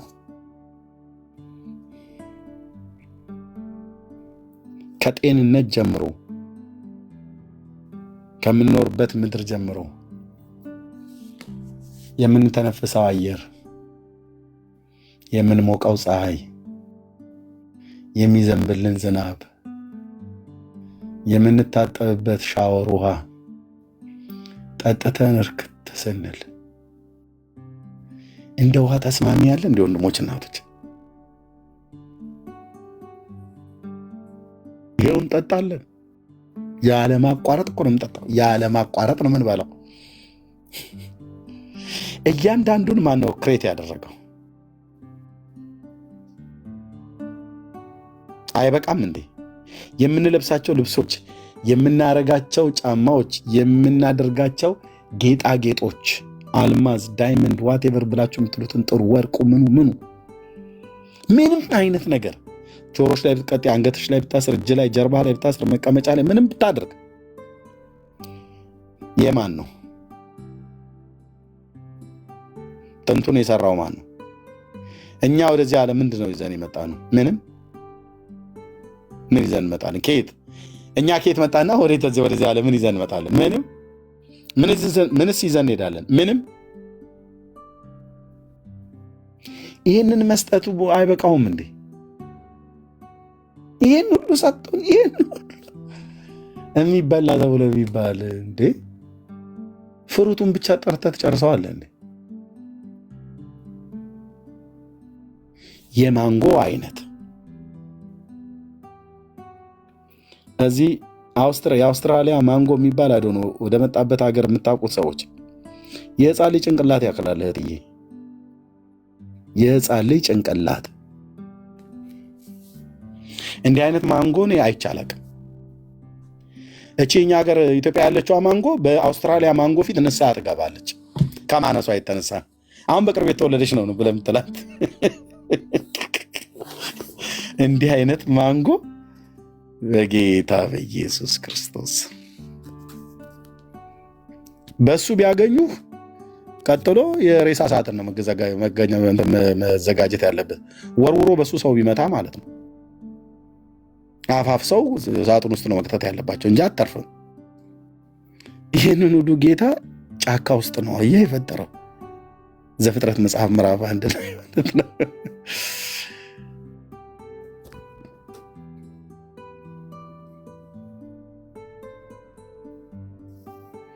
ገና እኔ በልቼ እንኳን ራሱ ቀምሼ ራሱ እንኳን ያልጨረስኳቸው ስንት ፍሩቶች አሉ።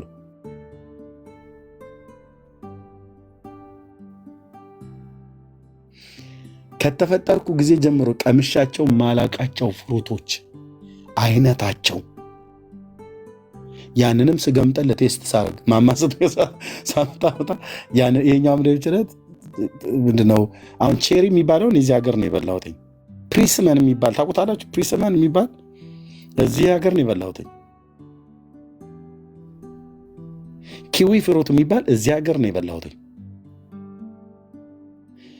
ፒች ነው ፒች የሚባል እዚህ ሀገር ነው የበላሁት። ኧረ ስንቱን ይጠራላለሁ ራሱ እንትን ምንድነው ስማቸው ራሱ ልሳን ነው የሚመስለው። ገና እኮ በልቼ ቀምሼ አልጨረስኩትም። ይህንን ሁሉ መስጠቱ እየደነቀን አቤት ጌታ ይህን ሁሉ ሰጥቶን እንዴ! ይህን ሁሉ ሰጣችሁ አይበቃችሁም ብሎ ቢለን እውነት እኮ ነው። በቃ ዝም ብለህ እየበላ በኃጢአትህ እዚሁ ዝም ብለህ እየተጨናበስክ ኑር ብሎ እስከ ወዲያኛው ቢተወን ምን ይውጠን ነበር?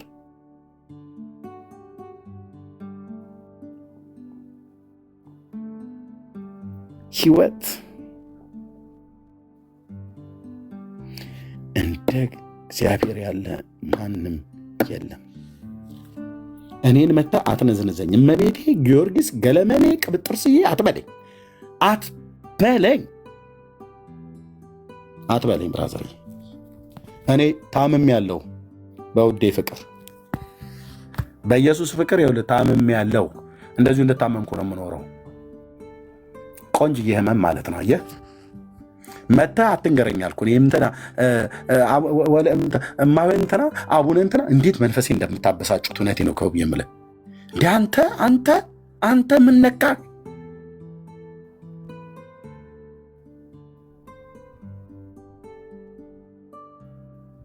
የማይጠራ ሙትቻ ትጠራልኛል እንዴ?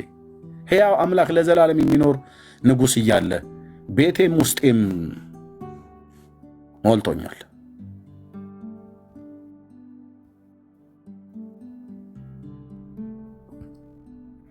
ብቻ ኢየሱስ ቤቴ ካለ ሙሉ ነው ይበቃኛል፣ ሙሉ ነው ይበቃኛል፣ ሙሉ ነው ይበቃኛል። መንፈስ ቅዱስ ቤቴ ካለ ሙሉ ነው ይበቃኛል፣ ሙሉ ነው ይበቃኛል። ሌላ አልፈልግም። በእውነት በአፍንጫዬ ይውጣ ኢየሱሴ፣ የዘላለም ምግቤ፣ የዘላለም መጠጤ፣ የዘላለም ረፍቴ፣ የዘላለም አምባዬ። የዘላለም እኮ አምባችን ሆነን እኮ አይገርምም መሲ? የዘላለም እኮ አምባ መጠጊያ ሆነን፣ የዘላለም መኖሪያ ሆነን፣ የዘላለም መሰማሪያ ሆነን፣ የዘላለም እረፍት ሆነን፣ የዘላለም አባት ሆነን፣ የዘላለም ወዳጅ ሆነን ምንም አያስፈልገኝ። ቅዱስና ኃያል ስሙን እጠራለሁ። ምንም አያስፈልገኝም።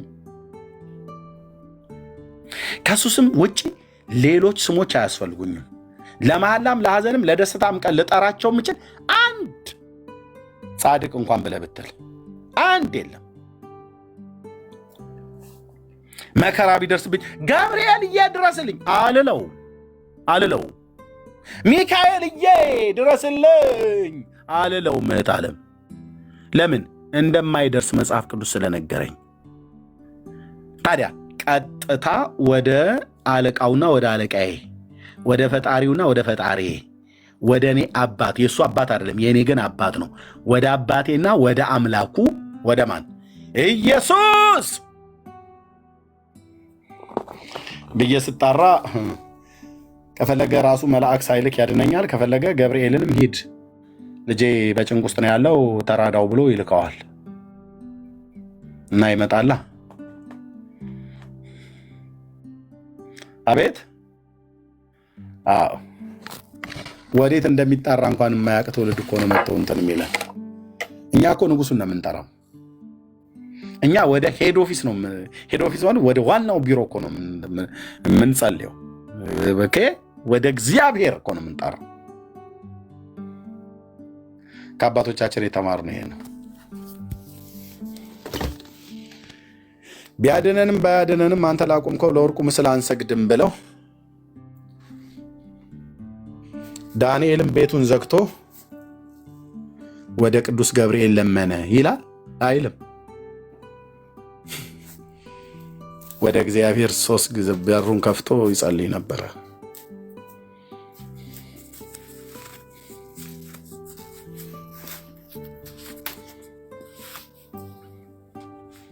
ሄዳ ክርስትና እውነቴን ነው ብዬ የምልህ ክርስትና መማር ከፈለክ የእውነት የሚኖሩ ጴንጤዎች ጋር ነው።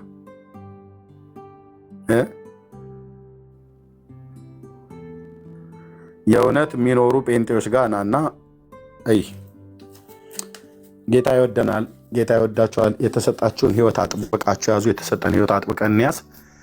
ጌታን የማታውቁ ሰዎች ወደ ጌታ እንድትመጡ በጌታ ፍቅር እንለምናችኋለን። እኛን ያሳረፈ ኢየሱስ ለዘላለም ያሳርፍሻል እህቴ። እኛን ያሳረፈ ኢየሱስ ለዘላለም ያሳርፈሃል። እኔንም አንተንም ዓለሙን ሁሉ የወደደ አንድ ብቸኛ ወዳጅ አለ። የትኛውንም ጻድቅ የትኛውንም ሰማዕታት ብለህ የምትል ሞተው የቀሩ ዛሬ ከመቃብር በታች አሉ። አንዳቸውንም ብትጠራቸው ለነፍስህም ለስጋህም ምንም አይፈይዱልህም። ምንም አይጠቅሙሽም እህትዬ። ጌታ ግን ጌታ ነው። ይህን ጌታ ህይወታችሁ አዳኝና ጌታ አድርጋችሁ ለመቀበል የምትፈልጉ ሰዎች ካላችሁ በውስጥ መስመር እዚህ ላለን ወንድሞችና እህቶች 77 ቁጥር ጻፉልን። በውስጥ መስመር በውስጥ መስመር እኔ ጌታን መቀበል ፈልጋለሁ፣ ኤርሚ ጸልዩልኝ፣ ዳንዬ ጸልዩልኝ ብላችሁ ካላችሁ በውስጥ መስመር 77 ቁጥር ጻፉልን፣ እናገኛችኋለን። ይኸውልሽ እህቴ በጣም ታላሎች ናቸው ወንድሞችና እህቶቼ። ስራ ፈተን ስራ አተን የምንናገረው አተን ስራ አተን እዚህ ነጋ ጠባ ስታገኙን በቃ ምንም አጀንዳ ዓላማ የሌለን ሰዎች እንመስላችኋለን። ልጆቼና ሚስቴ ሲተኙ እኔ አሁን እዚህ ቀርቼ ነው የማወራችሁ። እነሱ ከ2 ሰዓት በፊት ተኝተዋል። እኔ ለምን ቀረሁ? ምንድን ነው የምጠቀመው? እዚህ ምንድን ነው የማደርገው? አሁን ቅድም ከእቴ ጋር ማውራት ምንድን ነው የማተርፈው? እህቴን ለጌታ ገንዘብ እንድትሆን ነዋ። እሷና መሰሎቿን በእውነት ሳይሆን በውሸት አስረዋቸው የያዟቸው ቅን ሰዎች የእግዚአብሔርን ቃል እንዴት እንዳጣመሙባቸው ያሳዝኗቸዋል። ወንድሞቼ እናቶቼ ለጌታ ቀን ለመምጣት የተዘጋጀች እንድትሆን ጌታን ተቀበላ ቅኖችና ለነውር ሆና የጌታን መገለጥ እንድትጠብቅ ከዘላለም ጥፋት እንድትድን ከሲኦል ከእሳት ባህር እንድትድን አንተ በጌታ ያላመናችሁ ሰዎች እናንተ እንድትድኑ ነው እዚህ ቁጭ ያልነው። እኔም ወንድሞቼ እህቶቼም እንጂ ሌላ ምን አጀንዳ አለኝ? ወንድሜ ምን አጀንዳ አለኝ? ቆንጆዬ ሚስት አለችኝ፣ አቅፌ መተኛት እችላለሁ። ሌሊት ነው እኔ ጋር ከልጆቼ ጋር መተኛት እችላለሁ። እዚህ ያሉ ወንድሞች እናቶች ስራ አላቸው፣ ቤተሰብ አላቸው። ብዙዎቹ ቤተሰብ ባይመሰርቱ ቤተሰብ የመሰርቱ ማለት ቤተሰብ ያልመሰርቱ ስራ አላቸው። ስራም ባይኖራቸው ክቡራን ናቸው። ምን ያደርጋል እዚህ ቢኒያም? ምን ታደርጋለች ራሔል? እዚህ ምን ያደርጋል ዳኒ? ምን ታደርጋለች ቤዚ? አሁን ምንም አንጠቀም፣ ምንም ነገር ለማይጠቅም ቢሆን ምን እናደርጋለን? ኦ ብራዘር፣ እኛ የጠቀመንን ጌታ እናውቃለን። የሚጠቅመውም ይጠቅማችኋል እያልን እናገራለን። ጌታ ኢየሱስ ለህይወታችን የጠቀመን ህይወታችንን የፈጠረ የሰራ ጌታ ከዘላለም ፍርድ ከዘላለም ሞት ያዳነን ኢየሱስ ያድናል እንላችኋለን። የወደደን ኢየሱስ ይወዳችኋል። ያሳረፈን ኢየሱስ ያሳርፋችኋል። በጸጋ ያዳነን ጌታ ያድናችኋል። ወደ እሱን ቅረቡ፣ ወደ እሱ ቅረቡ፣ ያበራላችኋል። ወደ እሱ ተጠጉ፣ ከዘላለም ፍርድ ትድናላችሁ እያልን ይህን ጥሪ እናቀርባለን። ጸጋና ሰላም ይብዛላችሁ። ተባረኩ። ዳንዬ ወንድምነት ካለ አንተ ቤት የምትከፍት ከሆነ ንገረኝና ወደ አንተ እንመጣለን። እኔ እዚህ ላይ ያበቃለሁ። ጌታ ለመቀበል ፈልጉ ሰዎች ካላችሁ በውስጥ መስመር አገኙ። ብዙዎች በውስጥ መስመር ስለሚጽፉልን። ከዛ ባለፈ ደህንነት ትምህርት ለመማር የምትፈልጉ ቅድም የነበርሽው እህቴ ከአሜሪካ ስልክሽን አስቀምጪልኝ። ዳንዬና ፓስተር ታሬ የሚያስተምሩት አለ። መሰረታዊ የክርስትና ትምህርት ደህንነት ያልተማራችሁ ጌታን ተቀብላችሁ ደህንነት ያልተማራችሁ ወይ እኔን ወይ ዳንዬን ወይ ፓስተር ታሬን አግኙ። አንድ ግሩፕ አለ፣ እዛ ውስጥ አድ እናደርጋችኋለን። መሰረታዊ ክርስትና ትምህርት ትማራላችሁ። መሰረታዊ ክርስትና ትምህርት ያልተማራችሁ ማለት ነው። የውሃ ጥምቀት ያልተጠመቃችሁ ባላችሁበት ሀገር በጤናማ ቸርች እናገናኛችሁና ያን እናደርጋለን። ጸጋ ይብዛላችሁ። ተባረኩ።